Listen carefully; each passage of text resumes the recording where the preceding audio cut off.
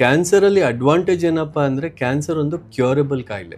ಬೇರೆ ಈಗ ಡಯಾಬಿಟಿಸ್ ಆಗಲಿ, ಹಾರ್ಟ್ ಡಿಸೀಸಸ್ ಆಗಲಿ, ಅವೆಲ್ಲ ಕ್ಯೂರೇಬಲ್ ಅಲ್ಲ. ತುಂಬ ಎಲ್ಲ ಇನ್ಕ್ಯೂರಬಲ್ ಕ್ಯಾನ್ಸರ್ ಡಿಸೀಸಸ್ ಅವೆಲ್ಲ. ಸೊ ಆ ಡಿಸೀಸ್ಗಿಂತ ಕ್ಯಾನ್ಸರು ನೀವು ಕರೆಕ್ಟಾಗಿ ಟೈಮಲ್ಲಿ ಕಂಡು ಹಿಡಿದ್ರೆ ಕ್ಯೂರ್ ಮಾಡ್ಬೋದು. ಸೊ ಅಷ್ಟೊಂದು ಭಯ ಪಡೋ ಅವಶ್ಯಕತೆ ಇಲ್ಲ. ಭಯ ಎಷ್ಟಿರಬೇಕಪ್ಪ ಅಂದರೆ, ಅವಶ್ಯಕತೆ ಇರುವಾಗ ಡಾಕ್ಟರ್ ಹತ್ರ ಹೋಗ್ಬಿಟ್ಟು ಅದನ್ನು ಡಯಾಗ್ನೋಸಿಸ್ ಮಾಡಿಸ್ಕೊಳ್ಳುವಂಥ ಭಯ ಇದ್ದರೆ ಸಾಕು. ಡಾಕ್ಟರ್, ಈ ಕ್ಯಾನ್ಸರ್ ಬರೋದಕ್ಕೆ ಯಾವೆಲ್ಲ ಅಂಶಗಳ ಕಾರಣ ಆಗುತ್ತೆ? ವಯಸ್ಸಾಗ್ತಾ ಮಿಷಿನ್ಗೆ ಪ್ರಾಬ್ಲಮ್ ಬಂದೇ ಬರುತ್ತೆ. ಎಷ್ಟೇ ಚೆನ್ನಾಗಿ ನೋಡ್ಕೊಳ್ಳಿ ನೀವು, ಎಷ್ಟೇ ರಿಪೇರ್ ಮಾಡಿ, ಎಷ್ಟೇ ಸರ್ವಿಸ್ ಮಾಡಿ, ರಿಪೇರ್ ಬಂದೇ ಬರುತ್ತೆ. ಹಾಗೆ ಹ್ಯೂಮನ್ ಬಾಡಿ ಕೂಡ 70% ಆಫ್ ದಿ ಕ್ಯಾನ್ಸರ್ಸ್, ಲೈಕ್ ಇದು ನಮ್ಮದು ಲಂಗ್ಸ್ದಾಗಲಿ, ಓರಲ್ ಕ್ಯಾನ್ಸರ್, ಬಾಯಲ್ಲಿ ಬರೋವಂಥ ಕ್ಯಾನ್ಸರ್ ಆಗಲಿ, 70% ಈಸ್ ಬಿಕಾಸ್ ಆಫ್ ಟೊಬ್ಯಾಕೊ. ಸಣ್ಣ ಮಕ್ಕಳಲ್ಲಿ ಯಾರಿಗೂ ಕೂಡ ಕ್ಯಾನ್ಸರ್ ಬರೋದಿಲ್ವಾ? ಸ್ಮೋಕಿಂಗು, ಟೊಬ್ಯಾಕೊ ಯೂಸ್ ಮಾಡಿದೆ, ಆಲ್ಕೋಹಾಲ್ ಕನ್ಸಂಪ್ಷನ್ ಮಾಡಿದೆ, ಹಾಗೆ ಚೆನ್ನಾಗಿ ಮೇಂಟೈನ್ ಮಾಡ್ಕೊಂಡು ಹೋದರೆ ನೀವು ಮೇಂಟೈನ್ ಆಗೋವಂಥ ಚಾನ್ಸಸ್ಸು ಬೆಟರ್ ಇದೆ. ಅದು ನೀವು ಯಾವುದು ಮಾಡದೇ ಇದ್ರೂ ಪ್ರಾಬ್ಲಮ್ ಬರ್ಬೋದು. It can happen. ಹೆರಿಡಿಟರಿ ಆಗಿ ಬರುವಂಥ ಕ್ಯಾನ್ಸರ್ಸ್ ಯಾವುದೆಲ್ಲ ಇರುತ್ತೆ? ತುಂಬ ಇದೆ. Breast cancer, ovarian cancer, colon cancer, ಇವೆಲ್ಲ there are some very well known defects in the gene which can cause these cancers. ಆ ಸ್ಕ್ರೀನಿಂಗ್ ಮಾಡೋದು ಆ ಸ್ಟೇಜ್ 0 ಕಂಡುಹಿಡಿಯೋದಕ್ಕೆ. ಆ ಸ್ಟೇಜ್ 0ನಲ್ಲಿ ನಿಯರ್ಲಿ 100% ಕ್ಯೂರ್ ರೇಟ್ ಇದೆ. ಈ ಕೆಲವೊಮ್ಮೆ ಏನಾಗುತ್ತೆ, ನೀವು ಮನೆ ಮಠ ಮಾರಿಬಿಟ್ಟು ಎಲ್ಲ ಇದು ಮಾಡಿಬಿಟ್ಟು ಆ ಪೇಷಂಟ್ ಮೇಲೆ, ಬಟ್ ಅದು ರಿಸಲ್ಟೇ ಇಲ್ಲ. ಈಗ ಸ್ಟೇಜ್ 4 ಕ್ಯಾನ್ಸರ್ ತುಂಬ ಅಡ್ವಾನ್ಸ್ಡ್ ಇದೆ, ಅದರಲ್ಲಿ ರಿಸಲ್ಟ್ ಬರೋದಕ್ಕೆ ಸಾಧ್ಯವೇ ಇಲ್ಲ ಅಂತ ಇದ್ದಾಗ್ಲೂ ಟ್ರೀಟ್ಮೆಂಟ್ ಮಾಡಿಸ್ಕೊಂಡು ಹೋಗೋದು ಕೆಲವೊಮ್ಮೆ ಹುಚ್ಚತನ. It doesn't make any sense. ನಾವು ಕ್ಯಾನ್ಸರ್ ಬಗ್ಗೆ ಏನು ಗೊತ್ತಾ ಹೆದರ್ಕೊಳ್ಬೇಕಾಗಿರೋದು, ಅದರಲ್ಲಿ ಸಿಂಪ್ಟಮ್ಸ್ ಇರೋದಿಲ್ಲ. Same in many things. ನೀವು ಅರ್ಲಿಯೆಸ್ಟ್ ನೀವು ಹೋದಾಗ ಇಟ್ ಈಸ್ ರಿಪೇರೇಬಲ್. ಡಿಲೇ ಮಾಡಿದಷ್ಟು ಇಟ್ ಬಿಕಮ್ಸ್ ಇರ್ರಿಪೇರೇಬಲ್. ಅದು ರಿಪೇರ್ ಮಾಡೋದಕ್ಕಾಗಲ್ಲ. ಸೊ ಹಾಗೆ ಕ್ಯಾನ್ಸರಲ್ಲೂ ಅರ್ಲಿ ಆಗಿ ಬಂದಾಗ most of the times it is ರಿಪೇರೇಬಲ್.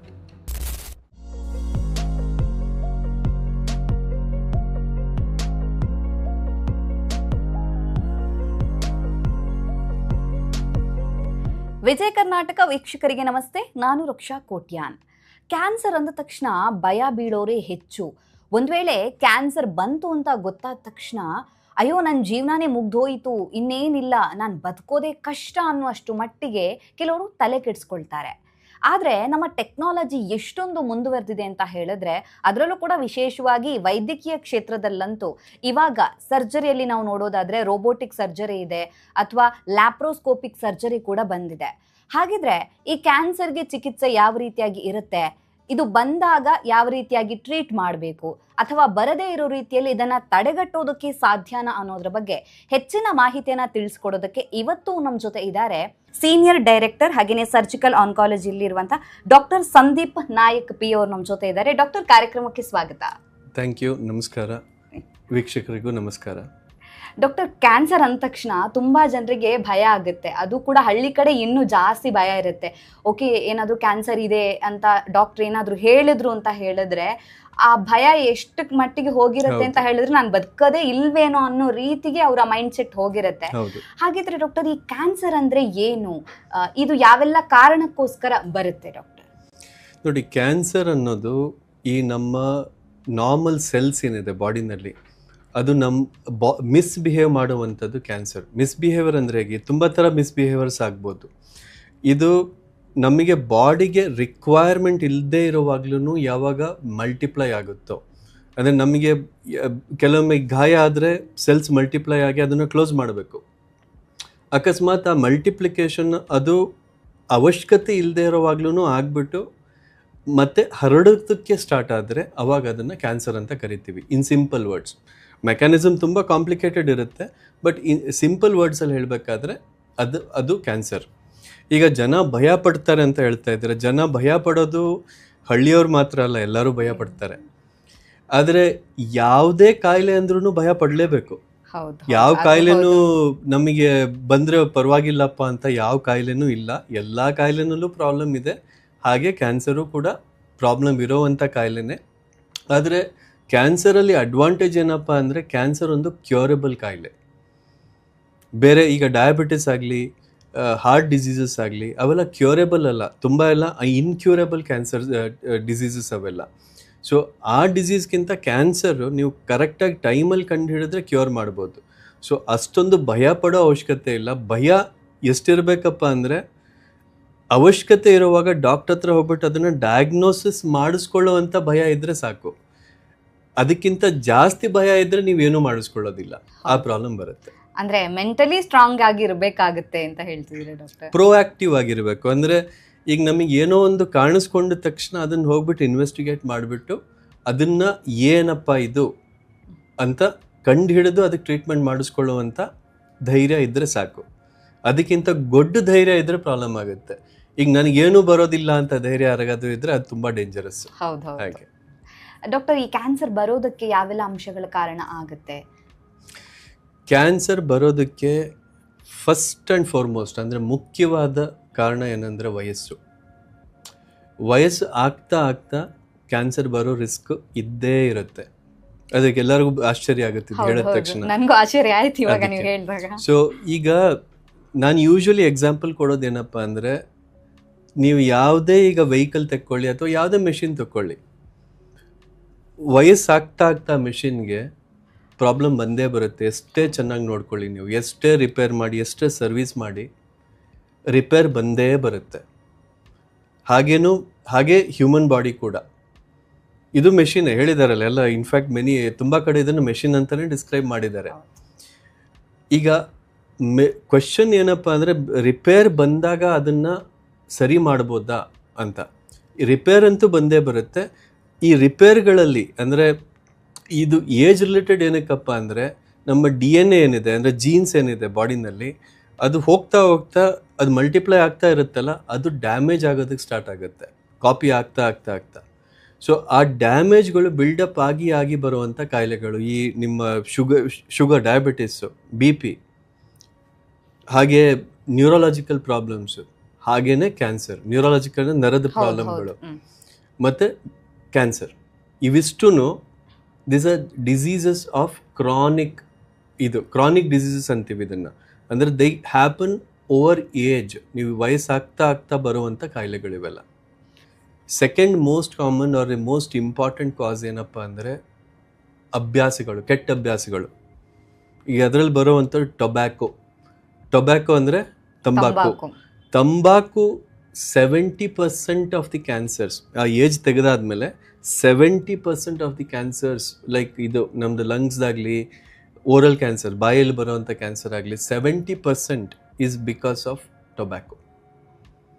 So ಅದನ್ನು most important preventable cause of cancer ಅಂತಾರೆ. ಅಂದರೆ ಕನ್ನಡದಲ್ಲಿ ಅದನ್ನು ನೀವು ಟೊಬ್ಯಾಕೊ ಅನ್ನೋದನ್ನು ನಿಮ್ಮ ಲೈಫಿಂದ ತೆಗೆದು ಬಿಟ್ಟರೆ ಒಂದು 70% ಕ್ಯಾನ್ಸರ್ನ ಅವಾಯ್ಡ್ ಮಾಡ್ಕೋಬೋದು, ಉಳಿದಿರೋ 70%ನ. ಡಾಕ್ಟರ್, ಹಾಗಿದ್ರೆ ಹೆಚ್ಚು ತಂಬಾಕನ್ನ ಸೇವನೆ ಮಾಡೋರು ಅಥವಾ ಅದನ್ನು ಕನ್ಸ್ಯೂಮ್ ಮಾಡೋರಲ್ಲೇ ಕ್ಯಾನ್ಸರ್ ಹೆಚ್ಚಾಗಿ ಬರುತ್ತೆ ಅಂತ ಹೇಳ್ತೀರಾ? ಹೌದು. ಈ ತಂಬಾಕು ಸೇವನೆ ಮಾಡದೇ ಇರೋರಲ್ಲಿ ಬಂದೇ ಇಲ್ವಾ? ಅದೊಂದು ಡೌಟ್ ಬರುತ್ತೆ. ಈಗ ಅದನ್ನೇ ಹೇಳಿದ್ದು. ಈಗ ಫಸ್ಟ್ ನೀವು ಮರ್ತು ಬಿಟ್ರಿ ನಾನು ಹೇಳಿರೋದನ್ನ, ಏಜ್ ಫ್ಯಾಕ್ಟರ್. ಸೊ ಈಗ ನೀವು ಬಾಡಿನ ಒಂದು ವೆಹಿಕಲ್ ಅಂತಾನೆ ಇಮ್ಯಾಜಿನ್ ಮಾಡ್ಕೊಳ್ಳಿ, ರೈಟ್? ಈಗ ನೀವು ಆ ವೆಹಿಕಲಲ್ಲಿ ನೀವು ಕೆರೋಸಿನ್ ಹಾಕ್ಬಿಟ್ಟು ಓಡಿಸಿದ್ರೆ, ಪೆಟ್ರೋಲ್ ವೆಹಿಕಲ್ನಲ್ಲಿ ಕೆರೋಸಿನ್ ಹಾಕ್ಬಿಟ್ಟು ಓಡಿಸಿದ್ರೆ ದುಡ್ಡು ಕಡಿಮೆ ಆಗುತ್ತೆ ಅಂತ ಏನಾಗುತ್ತೆ? ಕೆಟ್ಟ ಹೋಗುತ್ತೆ ಆಬ್ವಿಯಸ್ಲಿ. ನೀರು ಹಾಕಿದ್ರೆ ಗಾಡಿನೇ ಓಡಲ್ಲ. ಸೊ ಹೀಗೆ ನೀವು ಕರೆಕ್ಟಾಗಿ ಅದಕ್ಕೆ ಏನು ಬೇಕೋ ಅದನ್ನು ಮಾಡಿಕೊಂಡು ಕರೆಕ್ಟಾಗಿ ಅದನ್ನು ಮೇಂಟೈನ್ ಮಾಡ್ಕೊಂಡು ಹೋದರೆ it will last you longer. But it will never be, ಅಂದರೆ ನೀವು 100% ಅದು ಯಾವಾಗಲೂ ಪರ್ಮನೆಂಟ್ ಆಗಿರುತ್ತಾ? ಇರೋದಕ್ಕೆ ಸಾಧ್ಯವೇ ಇಲ್ಲ, ರೈಟ್? ಏನೋ ಒಂದು ಪ್ರಾಬ್ಲಮ್ ಕೊಟ್ಟೇ ಕೊಡುತ್ತೆ. ಸೆಕೆಂಡ್, ಈಗ ಯೋಚನೆ ಮಾಡಿ, ಅದೇ ಗಾಡಿ ನೀವು ಎಷ್ಟೇ ಚೆನ್ನಾಗಿ ಓಡಿಸ್ಕೊಂಡು ಚೆನ್ನಾಗಿ ಮೇಂಟೈನ್ ಮಾಡ್ಕೊಳ್ಳಿ, ಮ್ಯಾನುಫ್ಯಾಕ್ಚರಿಂಗ್ ಡಿಫೆಕ್ಟ್ ಏನೋ ಒಂದಿದ್ರೆ ಅದರಲ್ಲಿ ಏನಾಗುತ್ತೆ? ಪ್ರಾಬ್ಲಮ್ ಕೊಟ್ಟೇ ಕೊಡುತ್ತೆ. ನೀವು ಎಷ್ಟೇ ಚೆನ್ನಾಗಿ ನೋಡ್ಕೊಳ್ಳಿ, ಅದೇ ಪ್ರಾಬ್ಲಮ್ ಕೊಟ್ಟೇ ಕೊಡುತ್ತೆ. ಕೆಲವು ಪಾರ್ಟ್ಸು ನೀವು ಏನೇ ಮಾಡಿ ರೀಪ್ಲೇಸ್ ಮಾಡಲೇಬೇಕಾಗತ್ತೆ. ಹೌದು. So this is how human body is also. ನೀವು ಮೇಂಟೈನ್ ಮಾಡಿಕೊಂಡು, ಈಗ ನೀವು ಈ ಸ್ಮೋಕಿಂಗು, ಟೊಬ್ಯಾಕೊ ಯೂಸ್ ಮಾಡಿದೆ, ಆಲ್ಕೋಹಾಲ್ ಕನ್ಸಂಪ್ಷನ್ ಮಾಡಿದೆ, ಹಾಗೆ ಚೆನ್ನಾಗಿ ಮೇಂಟೈನ್ ಮಾಡ್ಕೊಂಡು ಹೋದರೆ ನೀವು ಮೇಂಟೈನ್ ಆಗೋವಂಥ ಚಾನ್ಸಸ್ಸು ಬೆಟರ್ ಇದೆ. ಅದು ನೀವು ಯಾವುದು ಮಾಡದೇ ಇದ್ರೂ ಪ್ರಾಬ್ಲಮ್ ಬರ್ಬೋದು. It can happen. That is because of use wear and tear. ಅದು ಬಂದೇ ಬರುತ್ತೆ. ಬಟ್ ನಿಮ್ಮ ಭಾಗ್ಯದಲ್ಲಿ ಯಾವ ಪ್ರಾಬ್ಲಮ್ ಇದೆ ಅನ್ನೋದು ಯಾರು ಹೇಳೋದಕ್ಕಾಗಲ್ಲ. It could be anything. But ಯಾವುದೋ ಒಂದು ಕಾರಣ, ಯಾವುದೋ ಒಂದು ಕಾಯಿಲೆ ಎಲ್ಲರಿಗೂ ಬಂದೇ ಬರುತ್ತೆ. ಎಲಿಮಿನೇಟ್ ಅಂತೂ ಮಾಡೋದಕ್ಕಾಗಲ್ಲ. ಈಗ ಏಜ್ ಆಗ್ತಾ ಬರುತ್ತೆ ಅಂತ ಹೇಳಿದ್ರಲ್ವಾ, ಸೊ ಸಣ್ಣ ಮಕ್ಕಳಲ್ಲಿ ಯಾರಿಗೂ ಕೂಡ ಕ್ಯಾನ್ಸರ್ ಬರೋದಿಲ್ವಾ? ಈಗ ಏಜ್ ಆಗ್ತಾ ಒಂದು ಏಜ್ ಜಾಸ್ತಿ ಆಗ್ತಾ ಕ್ಯಾನ್ಸರ್ ಬರುತ್ತೆ ಹೇಳಿದ್ರಿ, ತಂಬಾಕನ್ನ ಯೂಸ್ ಮಾಡೋದ್ರಿಂದ ಬರುತ್ತೆ. ಆದ್ರೆ ಈಗ ಸಣ್ಣ ಮಕ್ಕಳಲ್ಲಿ ಕ್ಯಾನ್ಸರ್ ಬರುವಂತ ಚಾನ್ಸಸ್ ಇರಲ್ವಾ ಡಾಕ್ಟರ್? ಅದೊಂದು ಡೌಟ್ ಬರುತ್ತೆ, ನೀವು ಹೇಳಿದ್ರಲ್ವಾ, ಸೊ ಆ ಒಂದು ಡೌಟ್ ಬಂತು, ಅದಕ್ಕೆ ಕೇಳ್ತಾ ಇದ್ದೀನಿ. ಸಣ್ಣ ಮಕ್ಕಳಲ್ಲೂ ಬರುತ್ತೆ. ಸೊ ಈಗ ಎಲ್ಲ ಏಜ್ ಗ್ರೂಪ್ಗೂ ಒಂದೊಂದು ಸ್ಪೆಸಿಫಿಕ್ ಕ್ಯಾನ್ಸರ್ಸ್ ಇದೆ. ಸಿ ಫಾರ್ ಎಕ್ಸಾಂಪಲ್, ಈಗ ಮಕ್ಕಳಲ್ಲಿ ಬರುವಂಥ ಒಂದು ಕ್ಯಾನ್ಸರ್ ಲಿಸ್ಟ್ ಬೇರೆನೇ ಇದೆ. ಹಾಗೆಯೇ ಮಿಡ್ಲ್ ಏಜಲ್ಲಿ ಬರುವಂಥದ್ದು ಬೇರೆ ಇದೆ, ಎಲ್ಡರ್ಲಿ ಏಜ್ ಗ್ರೂಪಲ್ಲಿ ಬರುವಂಥದ್ದು ಬೇರೆ ಇದೆ. ಸೊ ಕ್ಯಾನ್ಸರ್ ಒಂದೊಂದು ಏಜ್ ಗ್ರೂಪ್ಗೆ ಒಂದೊಂದು ಟೈಪ್ ಆಫ್ ಕ್ಯಾನ್ಸರ್ ಬರೋ ಚಾನ್ಸಸ್ ಇರುತ್ತೆ. ಬರುತ್ತೆ ಅಲ್ಲ, ಚಾನ್ಸಸ್ ಇರುತ್ತೆ, ಹೌದು, ಸಾಧ್ಯತೆ ಇರುತ್ತೆ. ಈಗ ನೀವು ಅದನ್ನೇ ನಾನು ಇನ್ನೊಂಚೂರು ಆ ಕಡೆ ಸ್ವಲ್ಪ ಚೇಂಜ್ ಮಾಡಿ ಹೇಳ್ತೀನಿ ನಿಮಗೆ. ಸಿ, ಕ್ಯಾನ್ಸರ್ ಏನಂದರೆ, ಕ್ಯಾನ್ಸರ್ ಅನ್ನೋ ಕಾಯಿಲೆ ಏನು? It is a genetic disease. ಹೆರಿಡೆಟ್ರಿಗೂ ಜೆನೆಟಿಕ್ಗೂ ಡಿಫ್ರೆನ್ಸ್ ಇದೆ. ಜೆನೆಟಿಕ್ ಅಂದರೆ ನಿಮ್ಮ ಜೀನ್, ಅಂದರೆ DNA ಅನ್ನೋದರಲ್ಲಿ ಆಕ್ಸಿಡೆಂಟ್ ಆದಾಗ ಬರುವಂಥ ಕಾಯಿಲೆ. ಹೌದು, ಆಕ್ಸಿಡೆಂಟ್ ಅದು. ಅಂದರೆ ಈಗ DNA ಏನಾಗುತ್ತೆ, ಮಲ್ಟಿಪ್ಲೈ ಆಗ್ತಾ ಇರುತ್ತೆ ರಿಕ್ವೈರ್ಮೆಂಟ್ ಬೇಸಿಸ್ ಮೇಲ್ಗಡೆ. ಅದಾದ್ರ ಕೆಲಸ ಏನು? ಪ್ರೋಟೀನ್ಸ್ ಮಾಡೋದು, ಎಲ್ಲ ಬಾಡಿನ ಮೇಂಟೈನ್ ಮಾಡುವಂಥ ಕೆಲಸ DNA ಮಾಡುತ್ತೆ. ಈ DNA ಮಲ್ಟಿಪ್ಲೈ ಆಗುವಾಗ, ಅದರಲ್ಲಿ ಡಿಫೆಕ್ಟ್ ಬಂದಾಗ, ಮಲ್ಟಿಪ್ಲೈ ಆಗುವಾಗ ಅಥವಾ ಅದ್ರ ಏನೋ ಒಂದು ಕಾರಣಕ್ಕೆ ಅದರಲ್ಲಿ ಡ್ಯಾಮೇಜ್ ಆದಾಗ, ಒಂದು ಆಕ್ಸಿಡೆಂಟ್ ಏನೋ ಒಂದು ಆದಾಗ ಬರುವಂಥದ್ದು ಕ್ಯಾನ್ಸರ್. ನಾನು ತುಂಬ ಸಿಂಪ್ಲಿಫೈ ಮಾಡ್ತಾ ಇದ್ದೀನಿ, but it's not that simple. But ಆದ್ರೂ ಮೋರ್ ಆರ್ ಲೆಸ್ ಅದು. ಈಗ ನಿಮ್ಮ I give you same example. ಈಗ ಹೊಸ ಕಾರ್ ತಗೊಂಡಿದ್ದೀರ, ಹೊರಗಡೆ ಬಂದ ತಕ್ಷಣ ಆಕ್ಸಿಡೆಂಟ್ ಆಗಬಾರ್ದಾ? ಆಗೋ ಚಾನ್ಸಸ್ ಇರುತ್ತೆ. ಇದೆ. ಸೊ ಸೇಮ್ ವೇ, ಹೊಸ ಗಾಡಿನಲ್ಲಿ ಹೊಸ ಮಗು ಹುಟ್ಟಿದೆ, ವಿತಿನ್ ಫ್ಯೂ ಡೇಸ್ ಕ್ಯಾನ್ಸರ್ ಆಗೋ ಚಾನ್ಸ್ ಇಲ್ವಾ? ಯು ಕ್ಯಾನ್ ಓನ್ಲಿ ಆನ್ಸರ್ ಇದೆ. So it's A genetic accident. ನೀವು ಹೊರಗೆ ಈಗ ಬಿದ್ದು ಏನೋ ಒಂದು ಗಾಯ ಆಗಬಾರ್ದ ಮಗುಗೆ? ಆಗ್ಬೋದು. ಸೊ ಸೇಮ್ ವೇ, ಸಿ, ಅದು ನೀವು ಎಕ್ಸ್ಟರ್ನಲ್ ಆಕ್ಸಿಡೆಂಟ್ ನೋಡ್ತಾ ಇದ್ದೀರಾ, ಅದನ್ನೇ ಬಾಡಿಗೆ ನಾವು ಒಳಗಡೆ ಜೆನೆಟಿಕ್ಸ್, ನಿಮ್ಮ ಸೆಲ್ ಒಳಗಡೆ ಆಕ್ಸಿಡೆಂಟ್ ಆಗ್ಬೋದು, ಹೊರಗಡೆನೆ ಆಗ್ಬೇಕು ಅಂತ ಇಲ್ಲ, ಜೀವಕೋಶದಲ್ಲೂ ಹೌದು. ಸೇಮ್ ಆಕ್ಸಿಡೆಂಟ್ ಅಲ್ಲೂ ಆಕ್ಸಿಡೆಂಟ್ ಆಗ್ಬೋದು. So this is A genetic accident. ಕೆಲವೊಮ್ಮೆ ಮಗುಗೆ ಹುಟ್ಟಿದಾಗ್ಲೇನೆ there will be some areas which will be under developed, ಏನೋ ಒಂದು ಪ್ರಾಬ್ಲಮ್ ಇರುತ್ತೆ ಒಳಗಡೆ. ಅದು ಜೆನೆಟಿಕಲಿ ಫುಲ್ಲಿ ಮೆಚ್ಯೂರ್ ಆಗಿರೋದಿಲ್ಲ ಸೆಲ್ಸ್ ಒಂದು ಏರಿಯಾದು. ಬಿಕಾಸ್ ಎಲ್ಲ ಸೆಲ್ಸು ಮೆಚ್ಯೂರ್ ಆಗಬೇಕಲ್ಲ. ಇನ್ನು ಪ್ರೈಮಾರ್ಡಿಯಲ್ ಸೆಲ್ಸ್ ಅಂದರೆ ಮಗು ಬೆಳೆಯುವಾಗ the cells won't be mature inside. So ಅದು ಮೆಚ್ಯೂರ್ ಆಗ್ತಾ ಅದು ಎಲ್ಲ ಸೆಲ್ಸೂ ಫುಲ್ ಮೆಚ್ಯೂರಿಟಿಗೆ ಬರಬೇಕು. ಕೆಲವು ಸೆಲ್ಸ್ ಮೆಚ್ಯೂರಿಟಿಗೆ ಬರದೇ ಇರ್ಬೋದು, ಆ ಸೆಲ್ಸ್ ನಿಮಗೆ ಫುಲ್ಲಿ ಗ್ರೋ ಆಗಿರೋದಿಲ್ಲ, that can turn into cancer.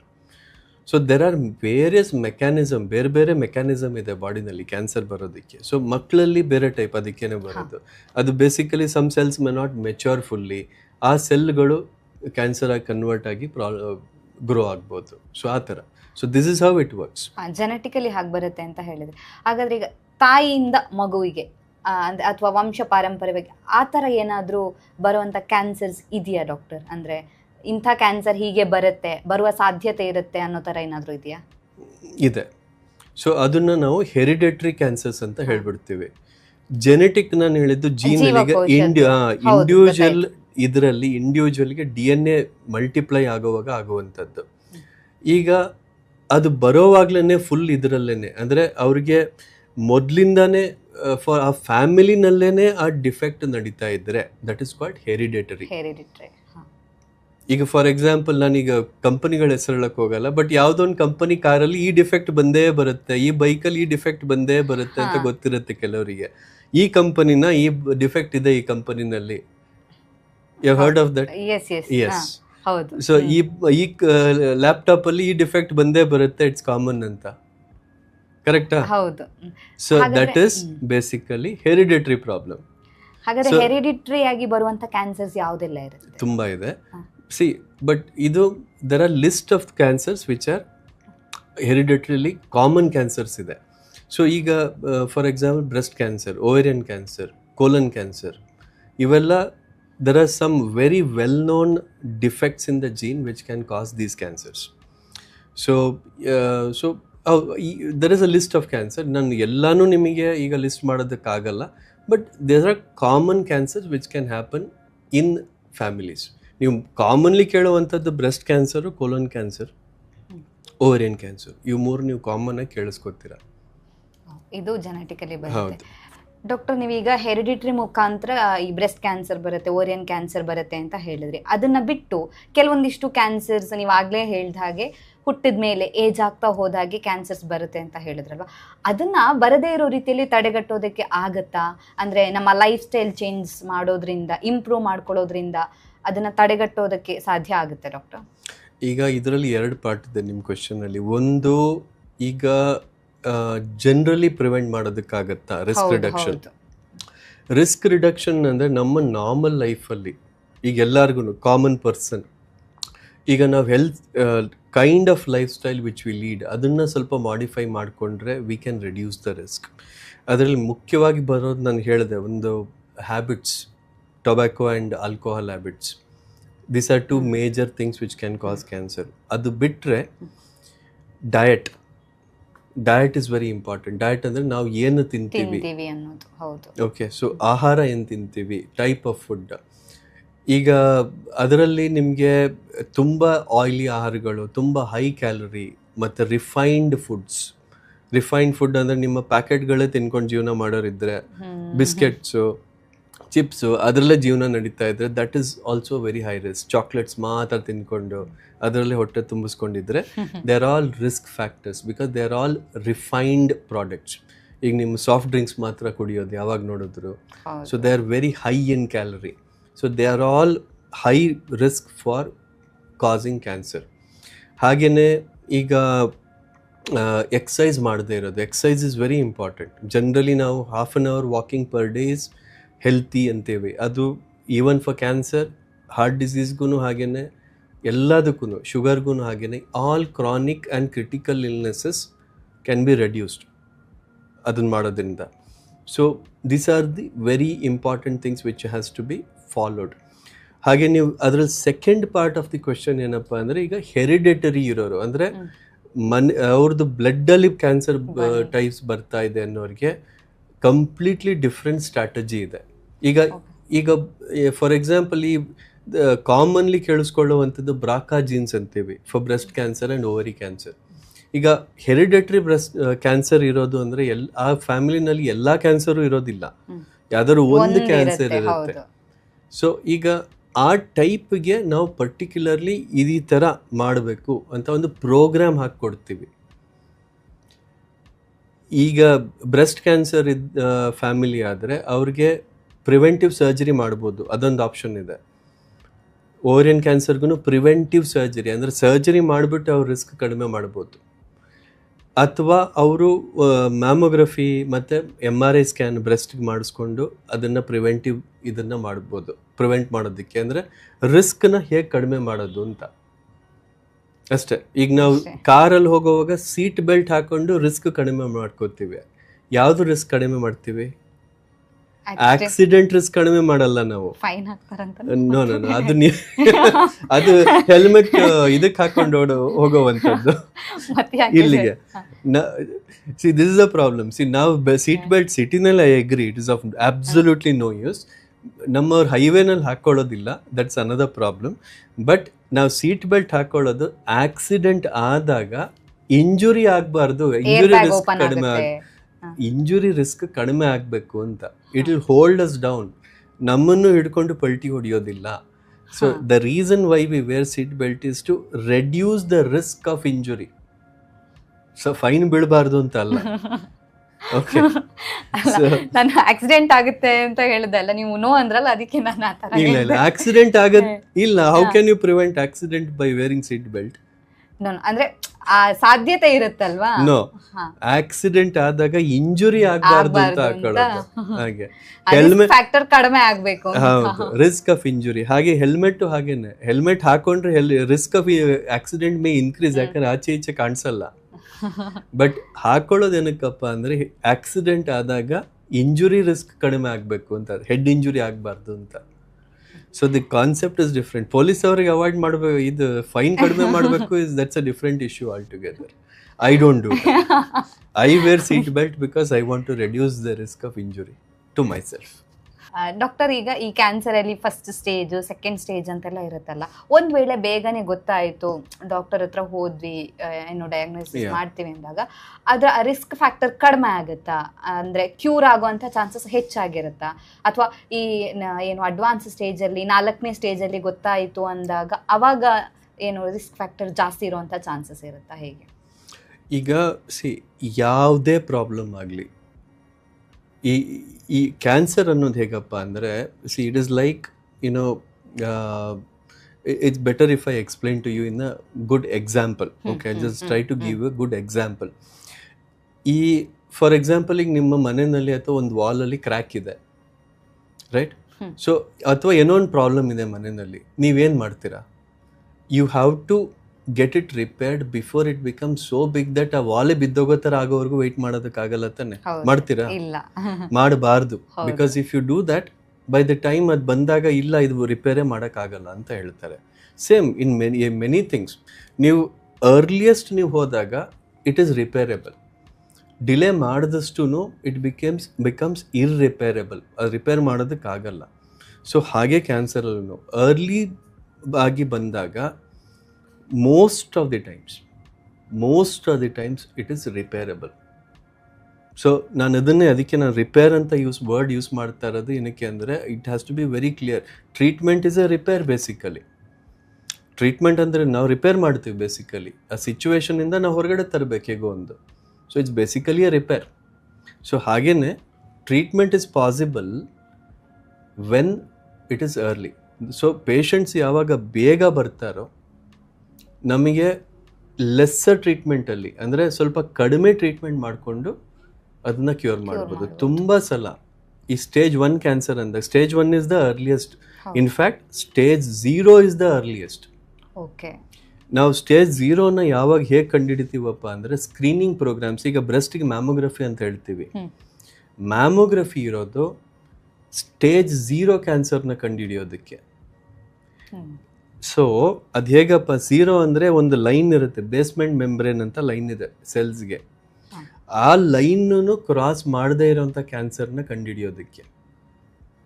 So attempt ಆ ಸ್ಕ್ರೀನಿಂಗ್ ಪ್ರೋಗ್ರಾಮ್ಸಲ್ಲಿ ನೀವು ಯಾವುದೇ ಸ್ಕ್ರೀನಿಂಗ್ ಮಾಡಿಸಿ, ಸ್ಕ್ರೀನಿಂಗ್ ಅನ್ನೋದನ್ನು ಮಾಡೋದು ಸಿಂಪ್ಟಮ್ಸ್ ಇಲ್ಲದೆ ಇರೋರಿಗೆ, ನಾರ್ಮಲ್ ಯಾರಿಗೆ ಹೋಗಬೇಕು ಆ ಪರ್ಟಿಕ್ಯುಲರ್ ಏಜ್ ಗ್ರೂಪ್ ಮೇಲ್ಗಡೆ ಇರೋರಿಗೆ ಸ್ಕ್ರೀನಿಂಗ್ ಮಾಡಿಸ್ತೀವಿ. ಆ ಸ್ಕ್ರೀನಿಂಗ್ ಮಾಡೋದು ಆ ಸ್ಟೇಜ್ 0 ಕಂಡುಹಿಡಿಯೋದಕ್ಕೆ. ಆ ಸ್ಟೇಜ್ 0ನಲ್ಲಿ ನಿಯರ್ಲಿ 100% ಕ್ಯೂರ್ ರೇಟ್ ಇದೆ. So that is why we want to catch that at that ಇದು. ಈಗ ತುಂಬ ಜನ ನನಗೆ ಸಿಂಪ್ಟಮ್ಮೇ ಇಲ್ಲ, ನಾನು ಏನಕ್ಕೆ ಹೋಗಬೇಕು ಸ್ಕ್ರೀನಿಂಗ್ಗೆ ಅಂತಾರೆ. ನನಗೇನೂ ಇಲ್ಲ, ನಾನು ಚೆನ್ನಾಗಿದ್ದೀನಿ. ಐಡಿಯಾ ಆಫ್ ಸ್ಕ್ರೀನಿಂಗ್ ಇಸ್ ಆ ಏಜ್ ಗ್ರೂಪ್ ಮೇಲ್ಗಡೆ ಇರೋರಲ್ಲಿ ಚಾನ್ಸಸ್ ಜಾಸ್ತಿ. ನಾನು ಹೇಳಿದ್ನಲ್ಲ ಫಸ್ಟ್, ನಾನು ಹೇಳಿದ್ದು age is a most important factor ಅಂತ. ಆ ಏಜ್ ಗ್ರೂಪಲ್ಲಿ ನೀವು ರೀಚ್ ಆದಮೇಲೆ once in a year or once in 2 years ನೀವು ಆ ಟೆಸ್ಟ್ಗಳು ಮಾಡಿಸ್ಕೊಳ್ತಾ ಇದ್ದರೆ, ಆ ಸ್ಟೇಜ್ 0 ಸ್ಟೇಜಲ್ಲಿ ನಾವು ಕಂಡು ಹಿಡಿದ್ರೆ ನಿಮ್ಮ ಟ್ರೀಟ್ಮೆಂಟು ತುಂಬ ಸಿಂಪಲ್ ಆಗುತ್ತೆ. ಮೋಸ್ಟ್ ಆಫ್ ಟೈಮ್ಸ್ ಒಂದು ಸಿಂಪಲ್ ಸರ್ಜರಿನೋ ಅಥವಾ ಜಸ್ಟ್ ಒಂದು ಕೊಲೊನೋಸ್ಕೋಪಿನಲ್ಲಿ ಇದು ಮಾಡಿಬಿಟ್ಟು ಕೆಲವು ಸಣ್ಣ ಸರ್ಜರಿನಲ್ಲಿ, ಸಣ್ಣ ಪ್ರೊಸೀಜರಲ್ಲಿ ಮುಗಿದೋಗುತ್ತೆ. ಅಂದ್ರೆ ಕ್ಯೂರ್ ಆಗೋ ಚಾನ್ಸಸ್ ಜಾಸ್ತಿನೇ ಇರುತ್ತೆ ಸ್ಟೇಜ್ 0ದಲ್ಲಿ ಇರುತ್ತೆ. ಇಲ್ಲ ಅಂದ್ರೆ ಕಷ್ಟ ಆಗುತ್ತೆ, ಸ್ಟೇಜ್ ಜಾಸ್ತಿ ಆಗ್ತಾ ಹೋದಾಗೆ ಕಷ್ಟ ಆಗುತ್ತೆ. ಸ್ಟೇಜ್ 4 ಅಲ್ಲಿ ಎಲ್ಲದಕ್ಕಿಂತ ಕಷ್ಟ. ಯಾಕೆಂದ್ರೆ 0 ಕ್ಯೂರ್ ಅಂತ ಇಲ್ಲ. ಈವನ್ ಸ್ಟೇಜ್ 4 ಅಲ್ಲೂ ಇವಾಗ ಬರ್ತಾ ಇರೋ ಟೆಕ್ನಾಲಜಿ ಮತ್ತು ಟೆಕ್ನಿಕ್ಕಿಂದ we are able to give results. ಕೆಲವು ಕೀಮೊಥೆರಪಿ ಎಲ್ಲ ಆ್ಯಡ್ ಮಾಡಿ we are able to give results. ಈಗ ಇನ್ನೊಂದು I tell you another aspect of this. ನಾನೊಂದು ಇದನ್ನು ಹೇಳಿದೆ. ಈಗ ಸ್ಟೇಜ್ 0ನಲ್ಲಿ ಯೂಶ್ವಲಿ ಜಸ್ಟ್ ಸರ್ಜರಿ ಬೇಕಾಗುತ್ತೆ. 1ನಲ್ಲೂ ಹಾಗೇನೆ ಜಸ್ಟ್ ಸರ್ಜರಿ. 2, 3, 4 ಆಗ್ತಾ ಏನಾಗುತ್ತೆ, ನಿಮಗೆ ಮಲ್ಟಿ ಡಿಸಿಪ್ಲಿನರಿ ಟ್ರೀಟ್ಮೆಂಟ್ ಬೇಕಾಗುತ್ತೆ.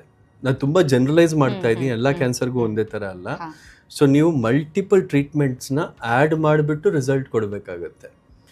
ಸೊ ಅದೇನಕ್ಕಪ್ಪ ಅಂದರೆ, ನಿಮಗೆ ಒಂದು ಡಿಫೆಕ್ಟ್ ಇದ್ದ ಸಣ್ಣ ಪ್ರಾಬ್ಲಮ್ ಇದ್ದಾಗ ನೀವು ಸಿಂಪಲಾಗಿ ಏನೋ ಒಂದು ಮಾಡಿಬಿಟ್ಟು ಅದು ಮುಗಿಸ್ತೀರಾ. ಬಟ್ ಆ್ಯಸ್ ಇಟ್ ಇಸ್ ಹೆಚ್ಚಾಗ್ತಾ ಕಾಯಿಲೆ ಲೋಡ್ ಜಾಸ್ತಿ ಆಗ್ತಾ ನಾವು ಮಲ್ಟಿಪಲ್ ಇದನ್ನ ಯೂಸ್ ಮಾಡಿಬಿಟ್ಟು ಅದನ್ನ ಕ್ಯೂರ್ ಕ್ಯೂರ್ ಮಾಡಬೇಕಾಗುತ್ತೆ, ಮಾಡ್ಬೇಕಾಗತ್ತೆ. ಕ್ಯೂರ್ಗೆ ಅಟೆಂಪ್ಟ್ ಮಾಡಬೇಕಾಗುತ್ತೆ. ಅದು ಮತ್ತೆ ಫೇಲ್ಯೂರ್ ರಿಸ್ಕ್ ಜಾಸ್ತಿ ಆಗ್ತಾ ಹೋಗುತ್ತೆ, ಹೌದು, ಯಾಕೆಂದ್ರೆ ಕಾಯಿಲೆ ಜಾಸ್ತಿ ಇದೆ. ಕಾಯಿಲೆ ಜಾಸ್ತಿ ಆಗುತ್ತೆ, ಬೇರೆ ಆರ್ಗನ್ಸ್ಗೂ ಎಫೆಕ್ಟ್ ಆಗೋ ಚಾನ್ಸಸ್ ಇರುತ್ತೆ ಆ ಟೈಮಲ್ಲಿ. ಅದು ಸ್ಟೇಜ್ 4 ಎಲ್ಲ ಸ್ಪ್ರೆಡ್ ಆಗಿದೆ ಅಂದ್ರೆ ಸ್ಟೇಜ್ 4 ಅಂತ ಹೇಳ್ತೀವಿ. ಡಾಕ್ಟರ್, ಈಗ ನೀವು ಹೇಳಿದ್ರಿ ಕೆಲವೊಮ್ಮೆ ಸಿಂಪ್ಟಮ್ಸ್, ಈಗ ಮಾತಾಡ್ತಾ ಹೇಳಿದ್ರಿ, ಈಗ ಕೆಲವೊಂದಿಷ್ಟು ಕ್ಯಾನ್ಸರ್ಗೆ ಸಿಂಪ್ಟಮ್ಸ್ ಗೊತ್ತಾಗುತ್ತೆ, ಬೇಗನೆ ಗೊತ್ತಾಗುತ್ತೆ. ಕೆಲವೊಮ್ಮೆ ಹೇಳ್ತಾರೆ ಸ್ಟಾರ್ಟಿಂಗ್ ಸ್ಟೇಜಲ್ಲಿ ಅವರಿಗೆ ಏನು ಸಿಂಪ್ಟಮ್ಸ್ ಇರಲಿಲ್ವಂತೆ, ಕಡೆಗೆ ಆಸ್ಪತ್ರೆಯಲ್ಲಿ ಹೋಗಿ ತೋರಿಸಿದಾಗ ಗೊತ್ತಾಯಿತು ಅದು 3ನೇ ಸ್ಟೇಜಲ್ಲಿ ಇದೆಯಂತೆ, 4ನೇ ಸ್ಟೇಜಲ್ಲಿ ಇದೆಯಂತೆ. ಈ ಥರ ಮಾತಾಡ್ಕೊಳ್ಳೋದನ್ನು ನಾವು ಕೇಳಿರ್ತೀವಿ.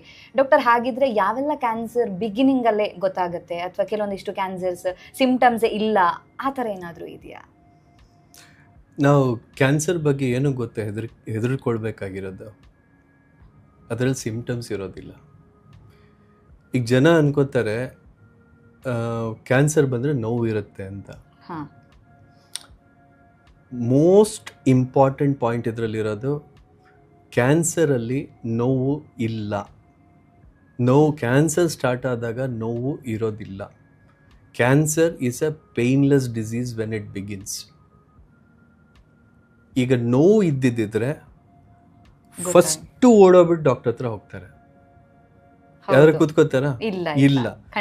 ಎಲ್ಲೇ ಒಂದು ಸಣ್ಣ ನೋವು ಇದ್ರೂ ಓಡ್ಬಿಟ್ಟು ಡಾಕ್ಟರ್ ಹತ್ರ ಹೋಗ್ತಾರೆ. This is a fact.